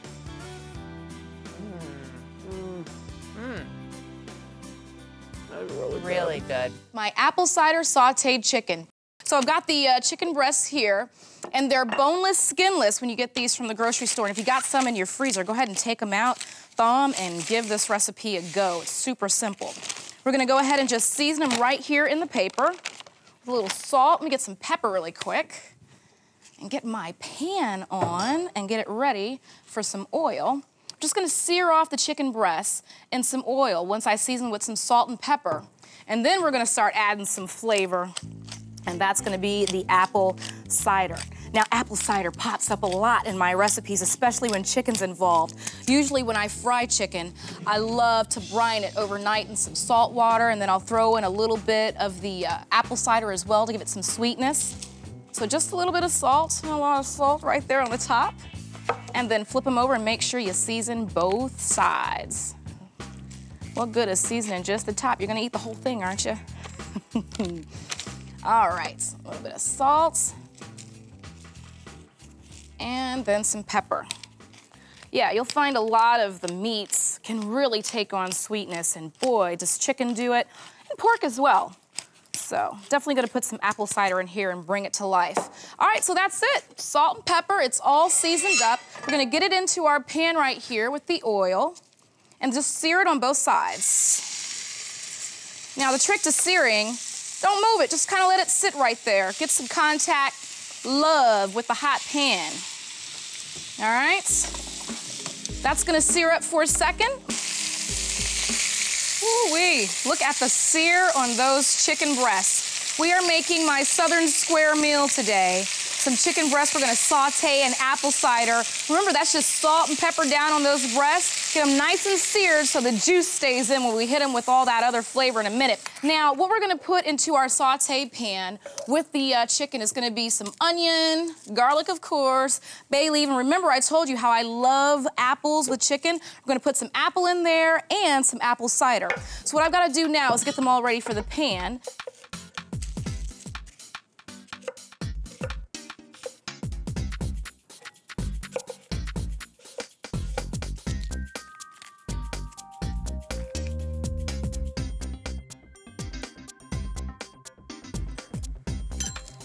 All right, so that's gonna go into this same sauteed pan that we seared our chicken off. Look at how beautiful and golden brown that is. It's amazing with those big old coarse chunks of black pepper. I like it that way. So veggies go in. Remember, we just had a little bit of vegetable oil in here so we could saute away. Those apples are gonna get nice and tender and marry so well with the apple cider we're gonna put in here in a minute. Come on, apple wedges. Get a little wooden spoon out so I can move it around. And look, this is how you build some flavor for your chicken. Look at all those brown bits from the searing we did. It's gonna put some taste on these onions. And if you feel the need to put a little bit more oil on, go right ahead because you never know how much fat's gonna render out of your chicken breast, but just a little bit. Don't drown it. Yeah, that is looking good. To add some flour to the thyme and onions and apples and everything that's in this pan that we're gonna saute and finish the chicken off with. Now the flour is great because it's gonna thicken up the apple cider that's gonna make this lovely gravy. All right, but what we wanna do really is work that flour out so it's not all flour tasting. It's looking like the flour's cooking down a little bit here off of our apples, onions, garlic, flavor galore. I'm gonna go ahead and I'm gonna get some apple cider out. And what I wanna do is just pour that right into your pan. Remember the flour in it's gonna make a really nice gravy for you. And all of that brown goodness on the bottom of your pan from searing off your chicken breasts, you wanna go ahead and just start scraping away. And that's called deglazing. Now what I wanna do is just get these chicken breasts back in. Remember, skinless, boneless, get them from the grocery store like that, your little store-bought shortcut. And then we seared them off in this pan with just a little bit of oil, salt and pepper on both sides. Look at how beautiful they are. Now they're not completely cooked through, just seared so we can keep them nice and juicy. So what we wanna do is kinda let them simmer in here for about 10, 15 more minutes. If you're a little worried, you can cover it up, but I'm not worried at all. Hey, it is almost time to eat. I'm just giving myself a nice little presentation. Our chicken breast that we seared and then sauteed in that lovely gravy. This is what I have right here. Just gonna take it off and get it right onto my plate and ready for all the lovely moisture we're gonna put into it with that lovely apple cider gravy that we made. All right, so now this is ready to get dressed. I'm gonna hook it up with some of this right here. Now remember, this has the apples in it, the thyme. We thickened it with the flour. Not gonna taste it because we let that cook out. Look at how yummy that is. The onions and the garlic. This is gonna be so good. All right, so there we have that. This is gonna be so yummy and moist. Remember, we bought this, no skin, no bones, not a lot of work. Get some of this gravy on there. Look at that. The best part is how sweet it is. We put the apple wedges in, then we sauteed it with the apple cider. This is a winner right here. You gotta try this dish. Fall chicken skillet. So I just cooked some pieces of pancetta so that I could get some of that beautiful grease going in this skillet. So I'm gonna turn the heat up just a little bit. And for this chicken skillet, I am using my absolute favorite cut of chicken thighs, and not just any chicken thighs. Chicken thighs with the bone in, the skin on, the works. Nothing better in the world. So I'm gonna make a seasoning mix with cumin, smoked paprika.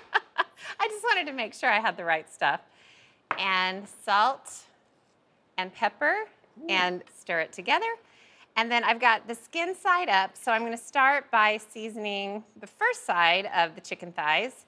Don't be alarmed if that gets a little bit smoky. You want it to be hot, because I'm gonna put it skin side down. Okay, I am gonna get this chicken in. You know what I love about chicken thighs is that they're actually cheaper than chicken breasts. And I have never understood that because they're so much more delicious. All right, so I'm taking the rest of this seasoning mix and sprinkling it over the second side. So I am gonna cook this chicken for probably 3 or 4 minutes on the first side, and then I'll turn it over and do another couple of minutes on the second side.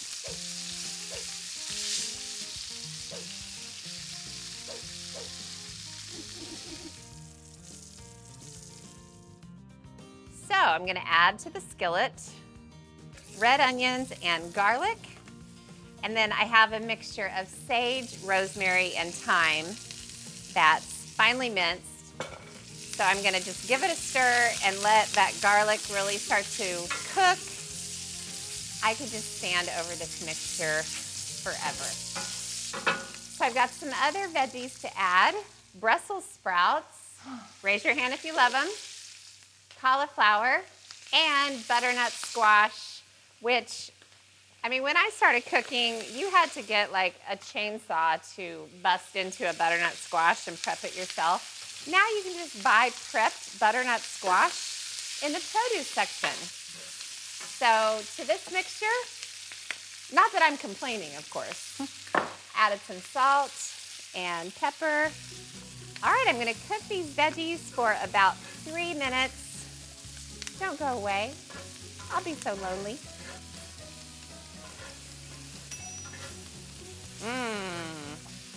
So the stove goes off and the chicken thighs go on. And here's what happens. So you put the chicken thighs on top of the veggies, and this is gonna go in the oven, and basically the fat from the chicken and the juices just kind of trickle over the gorgeous veggies, and so the flavor when this is all done is through the roof. And you definitely want to make sure you get all of that juice in there from the plate. So before this goes back in the oven, I'm gonna top the chicken with a little bit more of the chopped herbs. And we're gonna go to the oven. I have a little surprise for you. Ooh, I bet you can't guess what it is. Whatever could it be? First of all, get a look at this before it goes in the oven. Wow. The chicken's not fully cooked, so it finishes cooking on top of the veggies. So this goes into a 375-degree oven for about 25, 30 minutes, and this is what it looks like. It looks about the same. Oh my gosh, no. But everything's done. So I'm gonna show you how to serve this. I did a little swap just because I thought it'd be fun. And I actually am gonna get in there and show you like just the beautiful veggies underneath, and just they're coated in that gorgeous chicken flavor. One more teeny little sprinkle of the herbs. You don't want to go overboard with them at this point because we have a lot in the dish. Balsamic glaze. Yep. You're kidding. Yep. I just think it adds kind of a little touch of elegance. And pomegranate seeds, which again, you can buy these in little deli containers in the produce section. Just kind of sweet and tart little nuggets. And then last but not least, I would never, ever let this pancetta go to waste. Oh yeah. So here's what you do. You serve the individual portions onto plates, and then everybody can grab a roll and like dab in the pan. Got some acorn squash in the oven, kind of roasting down. I'm gonna start some shallots with a little bit of this olive oil, kind of caramelize these bad boys up. It's gonna be the basis of the soup. Okay, so I'm gonna get these down. That pan was super hot, so I didn't put my butter in yet, but let me throw a little butter in now. Some great flavor out of this. Okay, we'll just reduce the heat a little bit. The Dutch oven was waiting for me to hurry up. And let them kind of go low and slow. I really want to pull some of the flavor out of this and let these caramelize. Let's take a look at that squash. That's what I'm talking about. Look at those bad boys all roasted up. The garlic in there, even a little bit of moisture inside of it, that's all flavor. My shallots look really nice in here. Now it's time to deglaze the bottom of this pan. We'll grab a little chicken stock for that. So that's what we've got. We're letting the acorn squash kind of cool down before we scoop it out, get it into here. I'm gonna deglaze with the chicken stock. This will be the base of the soup. Outrageous. I think it'd just be great like this, but we're making this dynamite soup, and I got some shallots and chicken stock doing time over here, simmering nicely. And inside of the squash in the cavities, I put some shallots, so that roasted with them. Those are gonna go right into the soup. Actually, everybody's gonna go into the soup. Let me see, I've got the shallots, some roasted garlic. That'll be really nice. And then the squash meat itself goes right in. That'll make it nice and creamy. Just a touch of cayenne. Not too much, about a quarter teaspoon. And about the same on the white pepper. A little dried sage, we all know what that's like, the rubbed sage, okay? And then some savory, which you don't hear a lot of times, and this has kind of got like a little lemony, almost dried arugula idea, but a little bit more citrusy, okay? Some Worcestershire sauce, a tablespoon of that in. Okay, so let me just give this a quick little buzz. These immersion blenders, I love them because we don't have to take all the soup out and hit it into the blender right now and then pour it back in because I want to continue cooking. So I just sit here and do this, kind of get all the big pieces ground up, let it continue to simmer. Over to this acorn squash soup. A little olive oil goes in, some grated Parmesan cheese, just a touch. Adds a little bit of salt to that, but this was seasoned really nice. So we'll stir that around, okay? Now look at these crostinis I got sitting over here. Chopped up some pistachios, hit a little Parmesan cheese, buttered up that baguette, popped it in the oven, and look at that.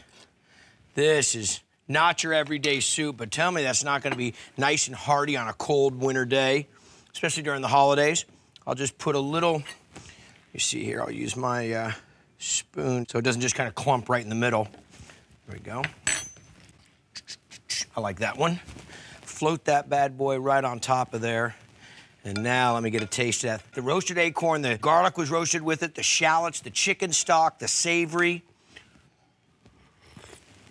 It's my apple cheddar and brie grilled cheese, right? It's like a fall charcuterie board in sandwich form. Starting with the bread, we got some cranberry walnut bread, right? Right below. Fresh, right from the bakery. Bread. Beautiful. The first thing I like to do before I start building my grilled cheese, right? It may seem sacrilege, but I like to spread butter, room temperature butter on the outside. And how are we spreading this, kids? Crust to crust. Is a must, always, right? Just enough to coat it. Why is that? Because some people just drop the butter in the pan. Oh, okay, I've right? done And then that. you burn up the butter, you brown half the butter or whatever. And this way you get all the butter you need, full coverage, right? So you get that golden brown crust that we all love to. So I'm gonna get going with this one, starting with some very sharp cheddar cheese. Right, love it. Now I'm holding it like this so I don't get the butter on the board. You see as I'm doing here? Next, you take 3 slices of Granny Smith apples. And your bread, might I add, is thin sliced bread. Exactly. Yeah, it's not regulation. It's not regulation. Next, watch this. I'm just gonna kind of keep it like that. We got some of my favorite ingredient on the planet. Nice little kind of tang and heat you need with this. Some cherry pepper relish, right? So this is gonna go on this end. And we're gonna spread this ever so gingerly. Again, crust to crust. So every bite, you get a little, it packs that punch, right? Now, of course, this is not in a lot of grilled cheeses these days, but I'm putting it on mine since it is fall. The funkiest, the funnest melting cheese, a little brie, 2 slices of that. And there you got the ingredients for the interior, right? We got the flavor inside that bread with the cranberries. So you got sweetness, you got spice, you got butter, you got sharp cheddar, you got funky brie, you got spicy. You know what else you got? What else you got? Fullified. Oh! Look at this pan, right? And what temperature do we cook grilled cheeses at, right? I'm doing medium high. Medium low, actually. Oh, yeah? Because you want to melt that inside. This is actually, I can already tell this is a little hot, right? So I don't want it to, so what happens, right? You end up toasting the exterior of the bread too quickly, and the inside's still cold, and we really want all these flavors to melt. Brie is pretty hearty. I mean, it melts nice, but it needs a fair amount of heat. So this is going right on there. Gentle sizzle. And to help mimic that dome, like we do at the diner, we're just gonna do a nice little lid on this, right? And we're just gonna let it kind of very low, like medium low, almost touching low, okay? We're gonna flip it once, put the lid back on. How do we know it's done? The inside looks gooey. Looks ready to go. But another thing you can do to help expedite it, and I've done this in this pan, is that you could do it in 2 seconds. Jeff! Right, so I just want to show you guys. It's not cheating, right? If you're doing 4 sandwiches, obviously do it this way. But if you're just doing 2 or 1, this way you can kind of get everything nice and toasty in the middle. So we can sit there. Oh, look at that bread. Beautiful. That Let this- edges. That's it right there, right? So every great sandwich needs a great sauce or dipping thing. Yeah, so we got some great stone ground Dijon mustard. Add a little honey to this and just a little mayonnaise. Quick pantry pull right from the fridge, and you make a creamy honey Dijon, which also pairs so nice with this. And we could put this right in a little sidecar here so we could dip it in. Look at that. I'll never forget, first time ever I had a grilled cheese with ketchup. It was in Denmark. Oh, I like a grilled cheese with ketchup, yeah. So good. Wow. I love a dip now. Okay, I need a knife for this because we must. So you can use other cheese like Manchego, mozzarella, Gouda. Manchego would be great, Gruyere too, anything kind of nutty and hearty, right? But what I like about using both the Brie, it's got a totally different texture with the cheddar. Cheddar is it's a good melting cheese, but after a certain point, it kind of stops at that pullability, you know? So you get the flavor of the sharpness from the cheddar with the funkiness. I'll tell you, you have a party and you've got leftover cheese from your cheese board. This is the perfect thing to make. Beautiful. Oh man, this is gooey. This is gooey. The Look at the spillet. Look at that. Pass that over here. All right, who wants some? I want some. All right, I'm gonna plate it nice for you. I'm gonna give you a little. Gooey bites. Okay, we won't deny you that. Oh. Look at that. So easy. All right, you guys want to try it too, huh? Qualify my palate, Jeff. See, I'm putting this Brie bite right back on there. Oh, man. I get so excited, don't I? Yes. I don't get to make a lot of sandwiches here, so when I do, I like to really lay it on. Jeff, it's so well balanced, having that kind of sweet tart apple on there, then the spicy relish kicks in, and the creamy, I didn't make one for myself. funky Brie, and the sharp cheddar, and then you've got the really good mustard honey sauce. A very veggie soup. So I've got a pot with some butter, and I actually heated it until it got to the brown stage, and I'm gonna add some onions, and then I have a bowl full of root veggies that I peeled and chopped. Carrots, parsnips, turnips, and rutabagas. And then some ginger and garlic, whole garlic cloves. And then I'm gonna stir these around just to coat them. I'm not gonna have to cook them at this stage. I just wanna kind of get the veggies coated in that delicious brown butter mixture. Sprinkle some salt and pepper. Perfect, and now I'm gonna add the broth. I've got 2 big honkin' cartons of chicken broth. You can also use veggie broth if you wanna keep it truly vegetarian. 2 spices. I've got some allspice and ground coriander, sprig of thyme. Stir all of this together. All right, now I'm just gonna bring it to a quick boil, and then I'll turn it down to a simmer, put the lid on, and let it cook for 20 minutes until the vegetables are totally soft. Okay, the soup has been simmering. It's just about ready to puree, but first I'm gonna fry some shallots that I'm gonna use to serve over the top of the soup. So I've just got some vegetable oil and very thinly sliced shallots. I peeled the shallots and sliced them. And now I'm just gonna fry them in vegetable oil until they're golden brown, and then I'll take them out of the oil and drain them on a paper towel.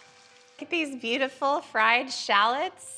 Absolutely incredible topper for soup.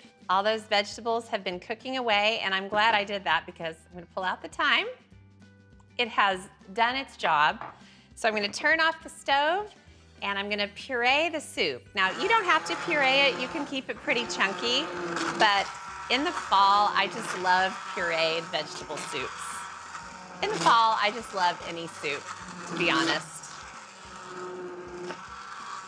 And look at the color of this soup now. So pretty. That's so pretty. And look, I love this.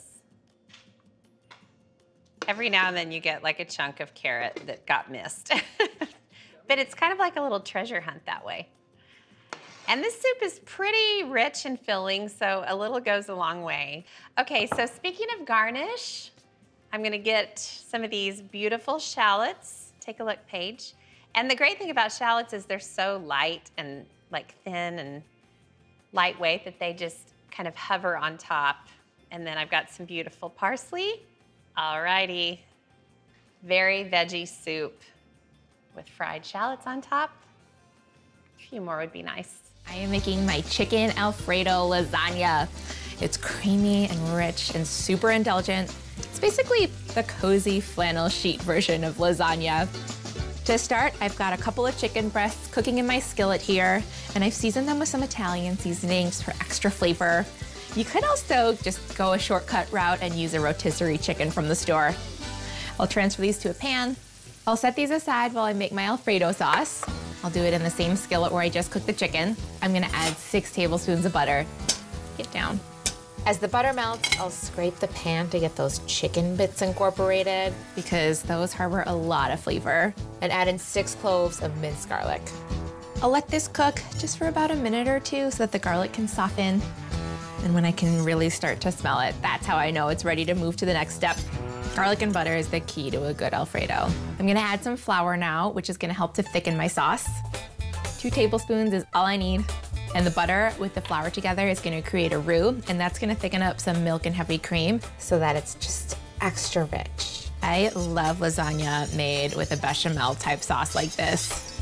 Now I'm gonna add 2 cups of whole milk mixed with 1 cup of heavy cream. I'll pour this in gradually as I mix continuously until it starts to get luxurious. This is looking really creamy and dreamy. It hasn't reached its full thickness yet, but it's gonna continue to thicken up once I add my cheese. I've got shredded parm, which is gonna load it up on flavor. And in my creamy sauces, I love a little bit of nutmeg. It'll cozy it up.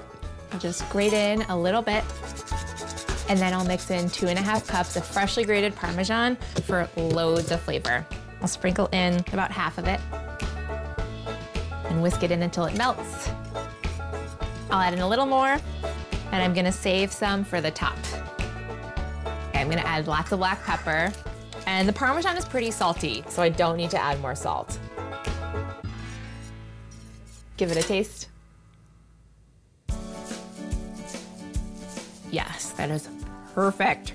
All right, I'll just keep this on low while I chop up my chicken.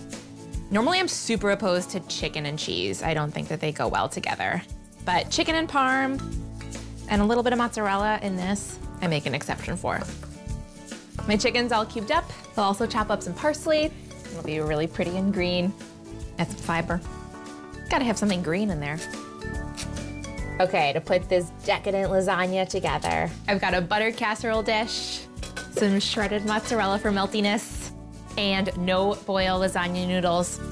I'm gonna start with a layer of sauce in my dish. I'll spread it all over the bottom. I'll lay down 3 noodles, spacing them out evenly, and they expand a little bit in the oven.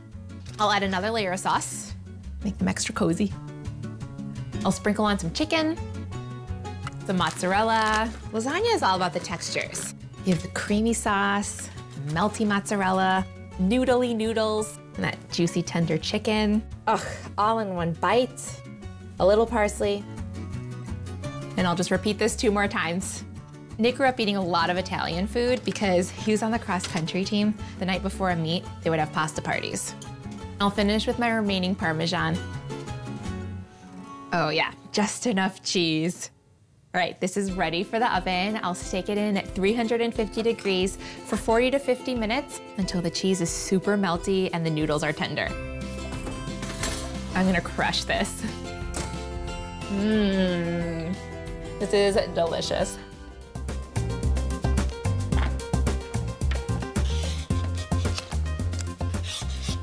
Butternut squash is the perfect thing for risotto with saffron. The saffron's really spicy, and the butternut squash is really sweet. When you're peeling butternut squash, you want to use a nice sharp peeler, not those sort of vegetable peelers that you find in the hardware store. You want something really good, and this one's really sharp. This is the quickest way I find to peel it. Just peel the entire outside, and then get a really good, big, sharp knife, major knife. Cut it in half. Keep your fingers out of the way, just like that. Cut off the end like that.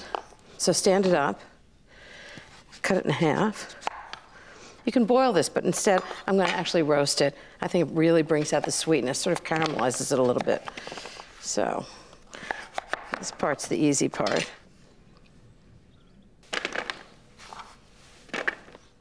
Just a good dice. So that's the top of it. And then the bottom, just gonna cut it in half, take out the seeds. You can actually roast those, they're like pumpkin seeds. But I prefer the butternut squash. And then again, just do big cubes. They don't have to be perfect squares, so don't obsess about it.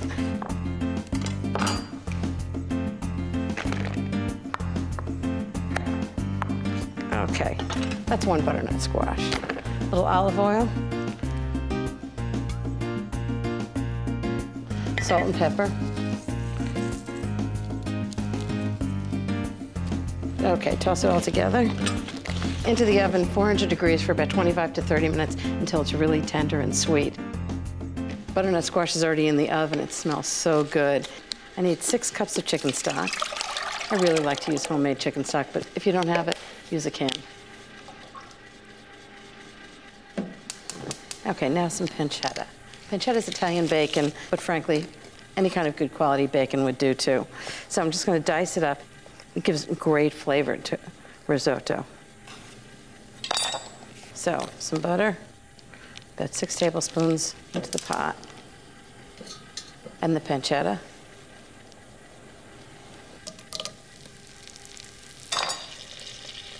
I need 2 large shallots, or about a half a cup. Okay, now I need 1.5 cups of arborio rice. It's the Italian rice, really special for risotto. Just gonna pour it right in. Okay, that's good. All the rice is coated with butter, so it's perfect. Now I'm gonna add a half a cup of white wine.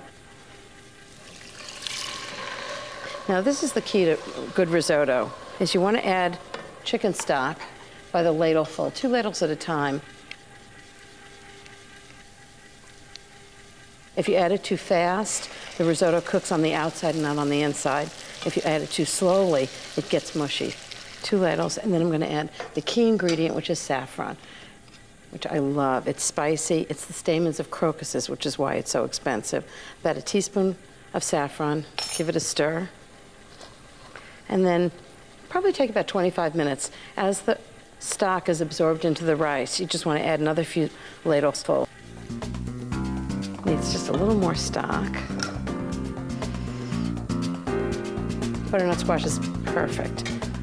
You want to do this as soon as the risotto is completely cooked and the rice is done. Just stir it in.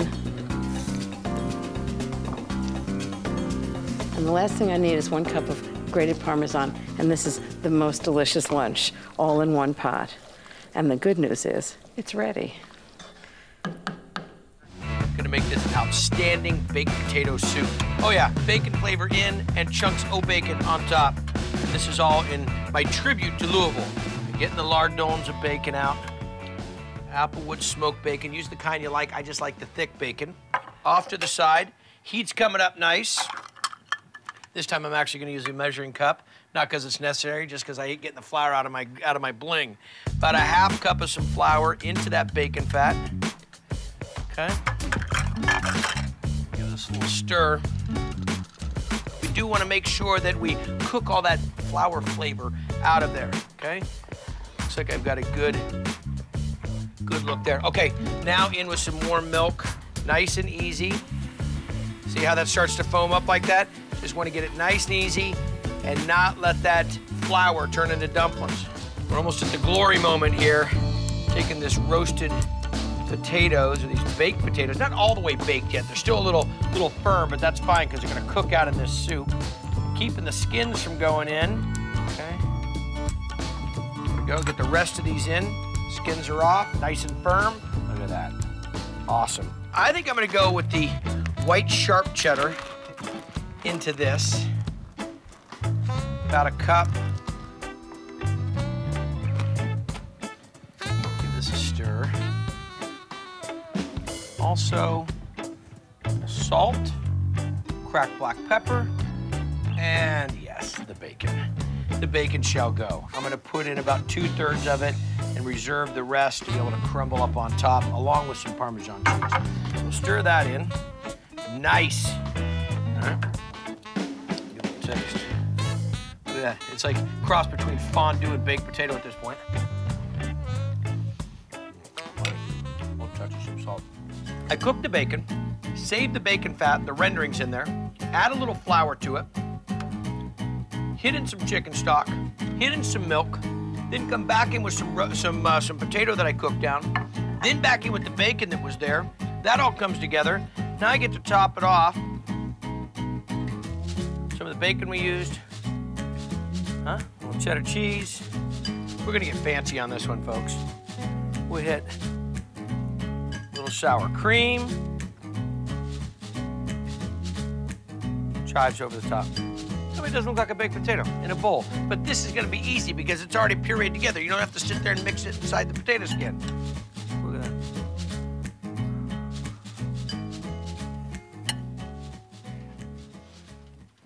The sour cream, right at the end, that cool, a little bit of that acid coming through. My friend Patricia's coming after a really long trip from Paris, and I thought, wouldn't it be nice to just greet her with like big steaming bowls of chili? But since she's being really good, I thought maybe instead of making beef chili, I'd make chicken chili. So I've got about 4 cups of onions and 2 tablespoons of olive oil, and they've cooked until you can really smell them, about 10 minutes. And then I'm gonna add lots of good stuff. 2 tablespoons of chopped garlic. This is gonna be really good. You wanna cook the garlic for just a minute so it doesn't get really bitter. And 2 yellow peppers and 2 red peppers. This is a really quick way to cut peppers, just straight down. And then what's left over you can use for snacking. And I'm just gonna do big chunks. I think chili should be big chunks of good stuff. So, peppers. Okay, now all the good spices. First thing, of course, is chili powder. So I've got a teaspoon of chili powder.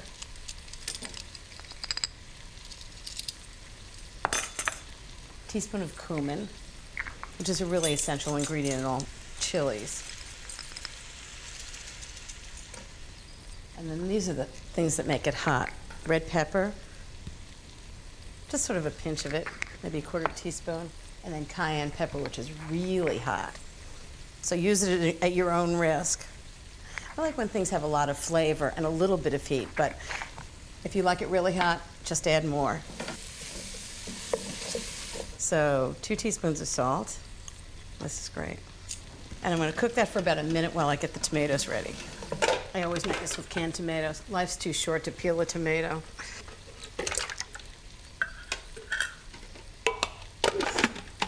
So I'm just gonna chop them up really quickly. I'm gonna put in 2 28-ounce cans of tomatoes.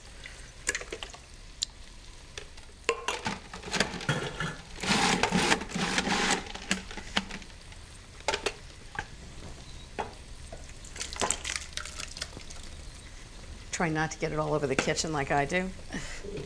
And into the sauce. Give it a stir. So most chili has cilantro in it, but I personally hate cilantro, so I'm gonna put basil in instead. It gives it great flavor. Just take the leaves off. And just give it a really rough chop. So maybe about a 1/4 cup should be good. Wonderful.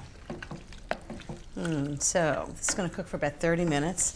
So this is a chicken that I cooked on the bone with the skin on it, and it really keeps it moist. I just tested all different kinds of ways of doing this, and I found it's so much better roasting it than it is to boil it the way you normally do it for a chicken like this.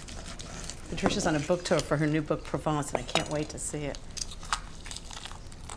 So just sort of tear it off the bone with your hands. It's the best way to do it. So big chunks. I want it to be really delicious and chunky.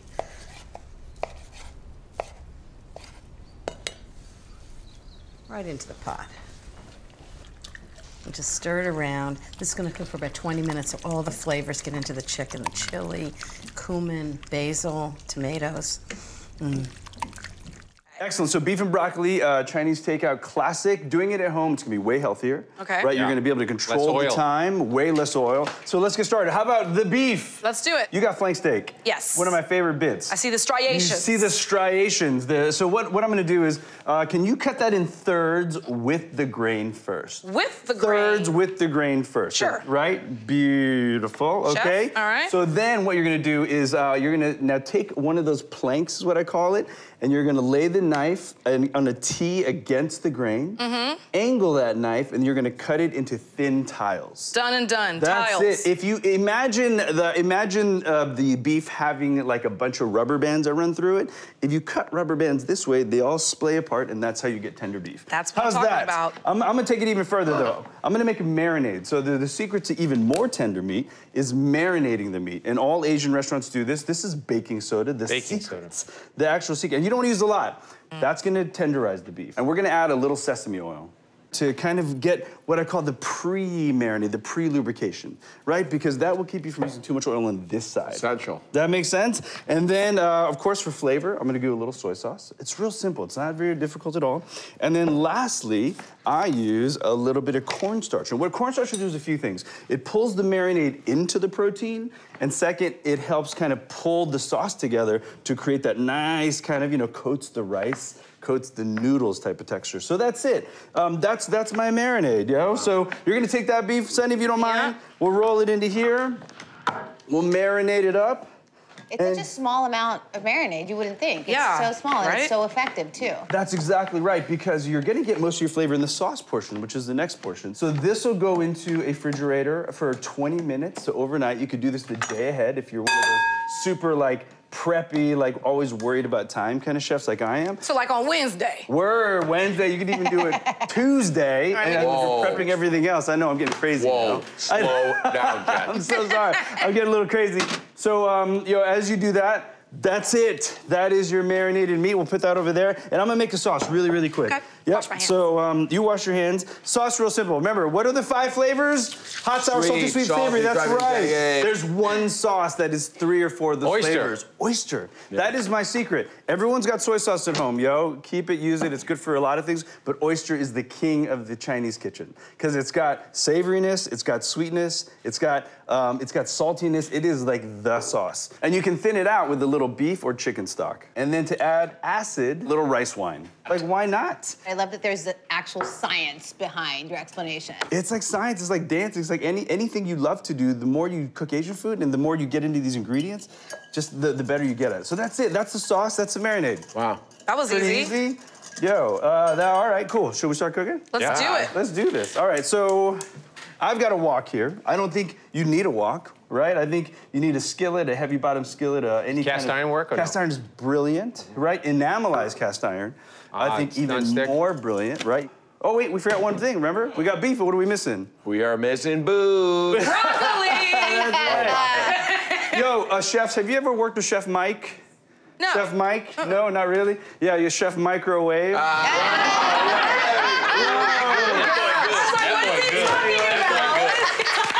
I'm sorry.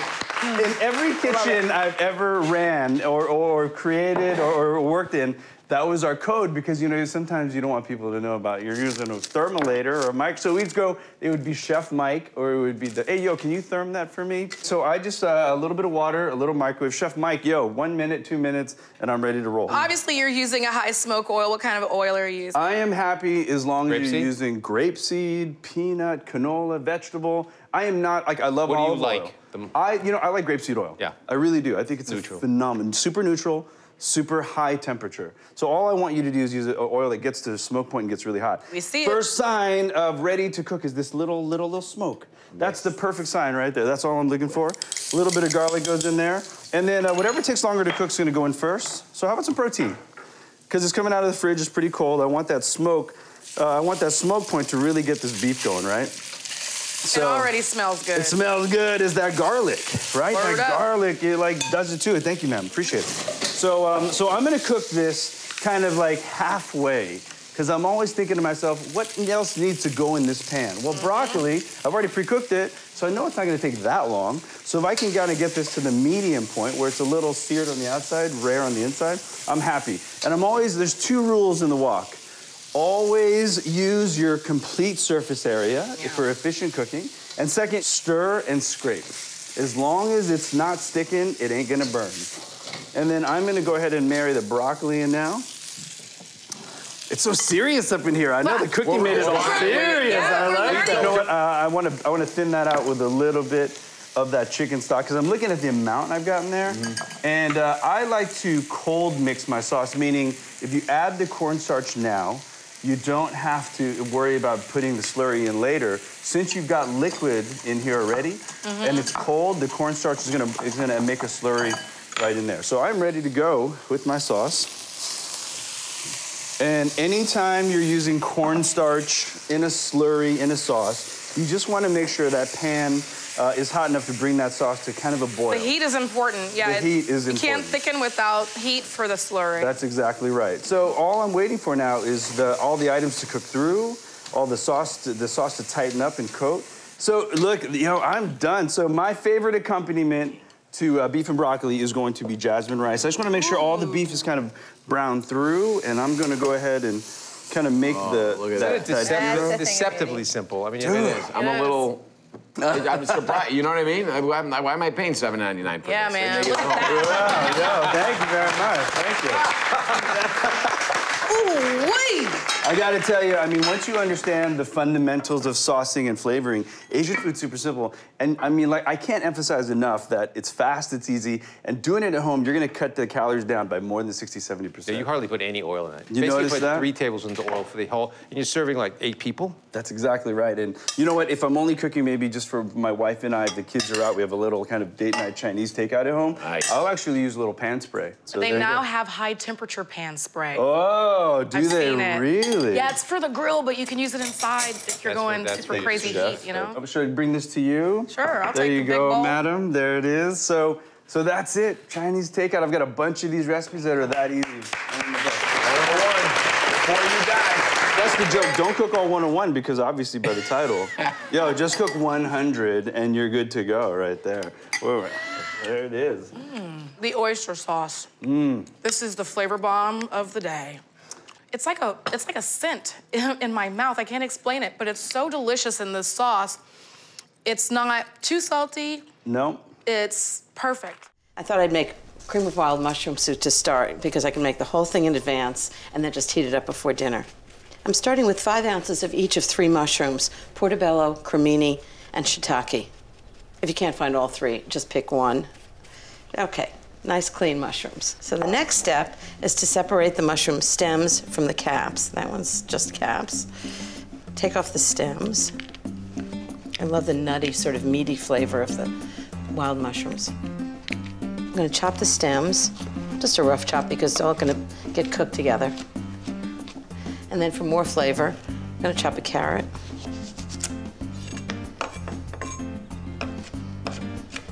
Any kind of vegetables you have that will flavor the stock, it's a great way to use them up.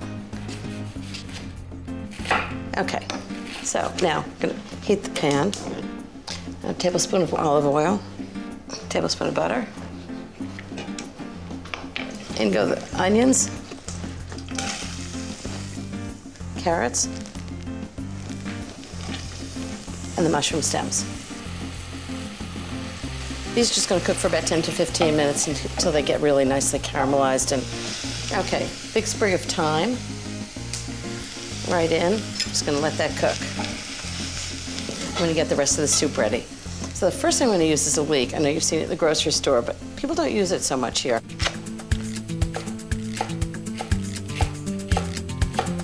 So, you need some butter and oil again, just so that you get the best flavor of the butter and the best burning temperatures of the oil.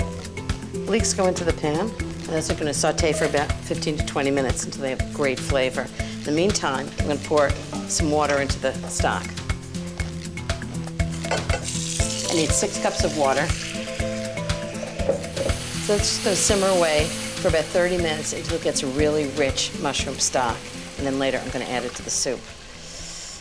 Okay, so the next thing I want to do for the soup is cut up the mushroom caps, like 1/4 half-inch slices. Okay, that's it for the mushrooms. I'm just going to go into the pan with the leeks in the butter. Just give them a stir. And those are going to cook for about 10 minutes until all the moisture from the mushrooms gets out into the soup. Okay, now I'm going to strain the stock.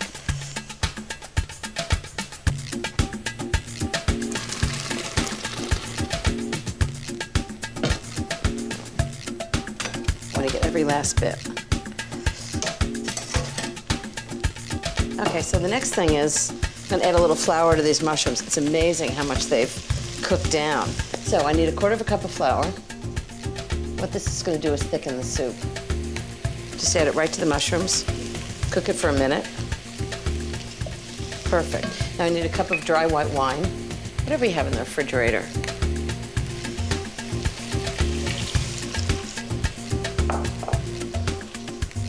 Oh, that smells great. Okay, some fresh thyme leaves, about a teaspoon.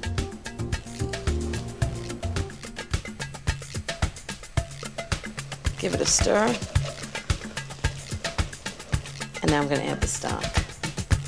Look how gorgeous that is, just from the stems.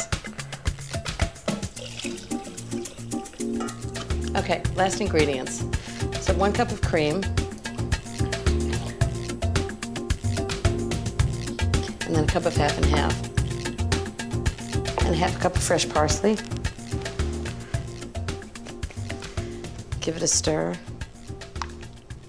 So I'm going to chill this, and then I'm going to heat it up just before dinner. This is fantastic. Thank you. Actually, this is the best soup I've ever had. It is delicious. I've had some onions cooking in some butter, and I threw in some pieces of bacon. Now I'll just stir this around and let it cook. And I've also got some diced bell pepper. I've got red, orange, and yellow because they're so pretty together, but you can use whatever you have on hand. Okay, I'm gonna let the peppers cook. And then I've shaved the kernels off of 5 cobs of corn. And I'm just gonna dump the corn in. This is a piece of cake, this soup recipe. But you wouldn't know it when you taste it. It is extremely impressive and yummy. Now stir the corn around.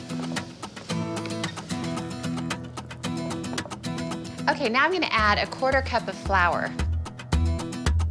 Just sprinkle it over the ingredients. And give it a stir. And now I'll just pour in some chicken broth as I dribble it across the counter. So I'm gonna grab half and half.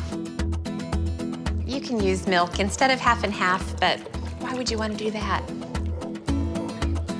So I'm just gonna add a little salt, good amount of pepper,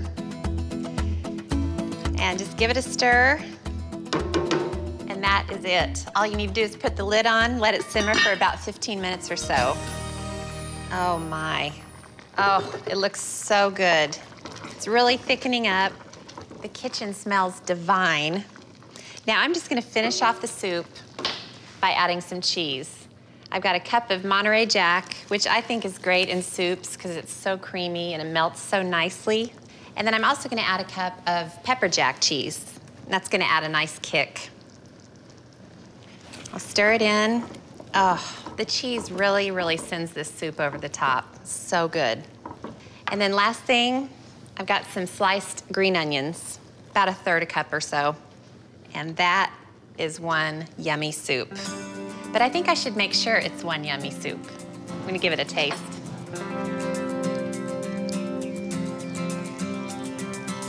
Mmm. Yep, my suspicions were confirmed. It's perfect. I'm gonna make some split pea soup. Okay, 2 tablespoons of olive oil and a cup of onions, about 1 yellow onion. I always put the onions in first because they don't burn as easily as the garlic. Just mince the garlic finely. You know, there's no real secret to mincing. The only thing you want to do is hold the tip down with 1 finger and then move the handle up and down. Otherwise, the knife jumps all over the board and it's hard to control. Okay, garlic's ready.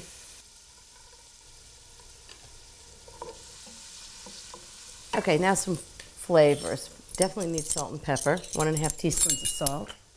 I use kosher salt. 1 teaspoon of pepper. And 1/2 teaspoon of dried oregano. Oh, can't get that.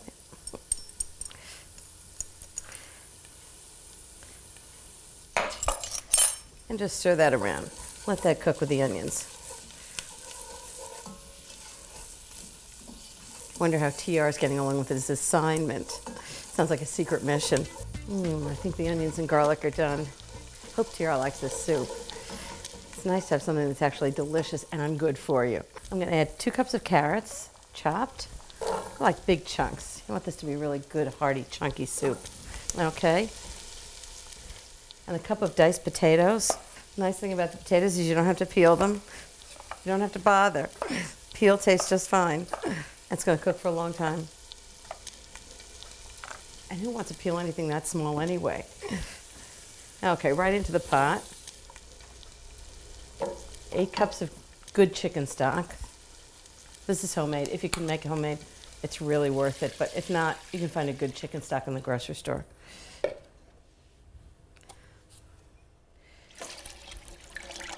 Okay. And now we're going to put in split peas. So, I'm going to use about 1 pound of split peas, which is about 2 cups of split peas total. But I'm going to only put in about 1.5 cups to start with, so it makes a really thick soup. And then I put the rest in right about halfway through the cooking, so you get really chunky, just the bite of split peas also. So I'm just going to let this simmer for about 40 minutes. This is going to be a really nice soup to come home to. So split pea soup is half done, looking pretty good. So at this point, halfway through the cooking, I'm going to add another 1/2 cup of split peas. And what that does is, then the split peas that are already in there get really soft and make the soup really rich and thick. And then these split peas will cook a little less, so they'll have a little bit of bite to them, which is really good. I like both textures. Continue to let this soup simmer and just cook it for another 40 minutes. It's gonna be rich and delicious and so good for you. So I'm gonna whip up some yummy beef stew with cheddar cheese grits for Hyacinth, and that way she won't have to think about dinner at all. I've got 2 pots going because I'm actually gonna make one for Hyacinth's family and one for mine. I'm gonna brown the meat first. I got a chuck roast and cut it into big cubes. I actually haven't told Hyacinth that I'm making dinner for her. I'm just gonna run in and pick up Alex like I always do and then spring dinner on her at the last minute. Okay, the meat's nice and brown, so I'm gonna go ahead and take it out of the pot. It's by no means cooked. It looks like it is, but in the stew, it's gonna simmer for a couple of hours and this chuck roast gets so tender. I'm gonna add an onion to each pot. The pot is nice and brown. It has a lot of bits from the meat in there. And then I'm gonna add about 3 cloves of chopped garlic to each pot. All right, now I'll just stir the onions and garlic around a bit. The pots are so hot, they're almost translucent already, so I really just need to cook them for about a minute. So I'm just gonna take a break and grab a couple beers. It's been a long day. Just kidding. I'm gonna add the beer to the stew. This gives the stew really great flavor.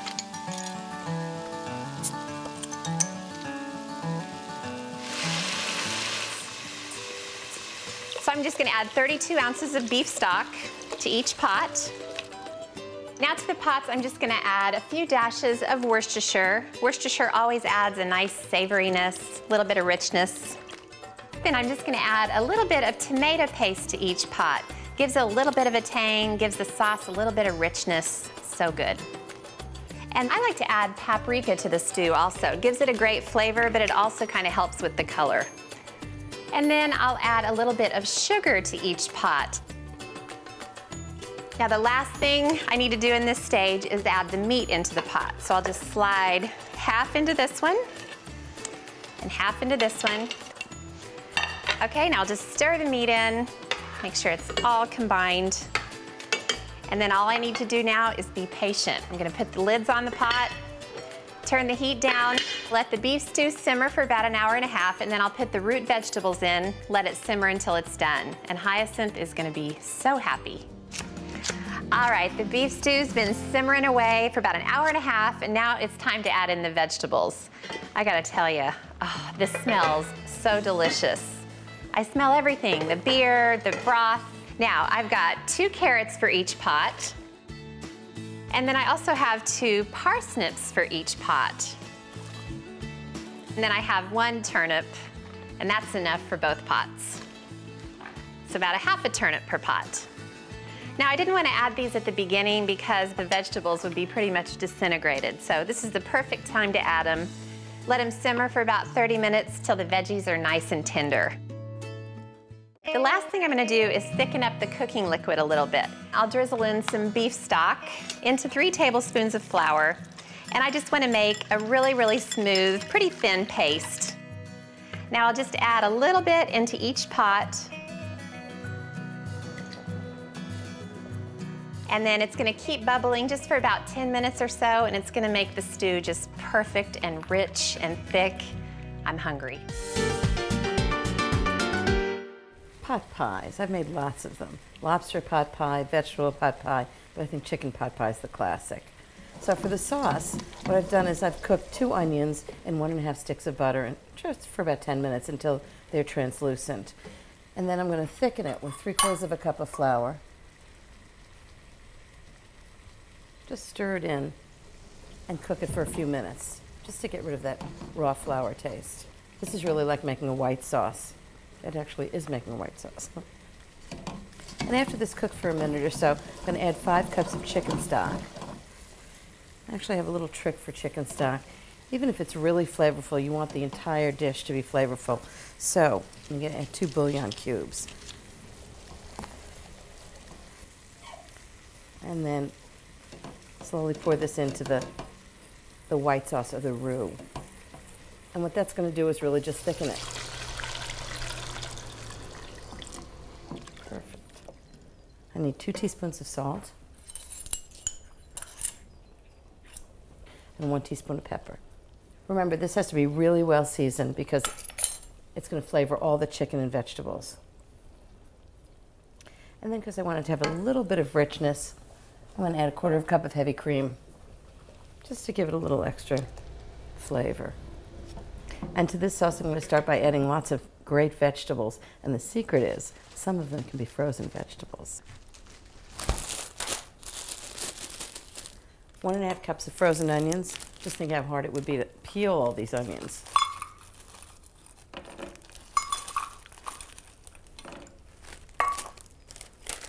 Ten ounces of frozen peas. Not those tiny little peas. You want good, big-sized peas.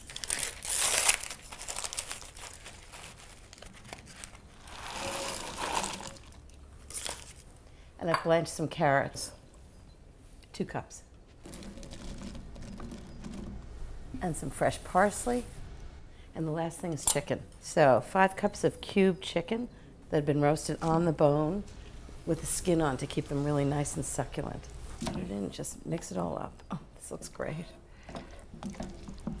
So that's the chicken pot pie filling done. And all I have to do is roll out the crusts.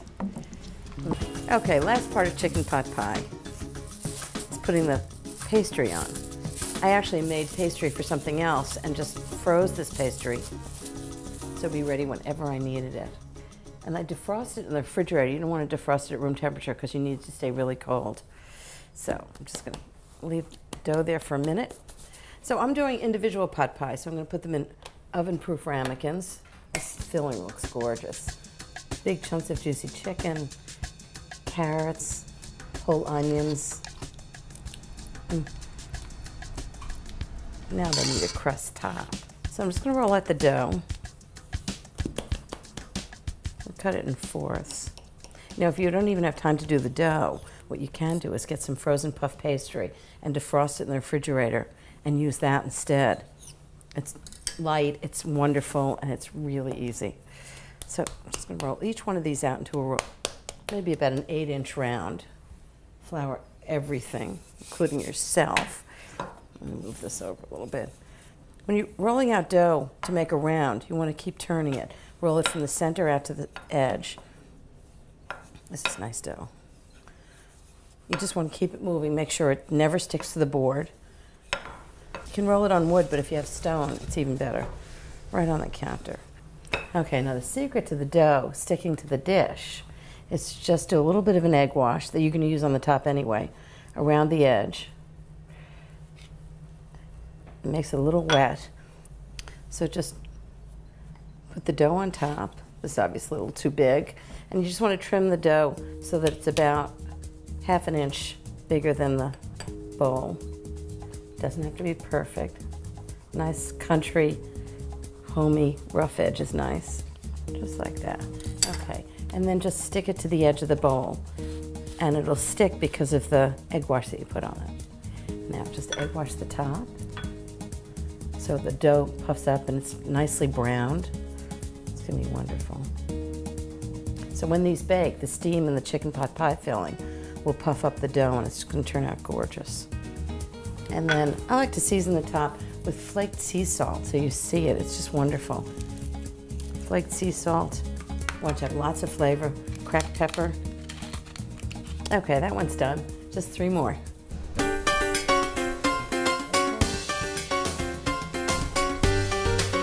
I don't even bother crimping it, just press it right down.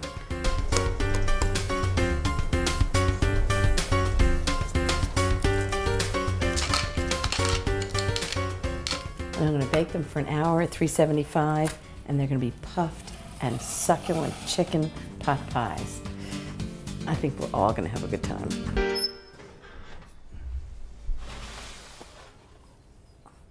Wow, those actually look like chicken pot pies. Sometimes I even surprise myself.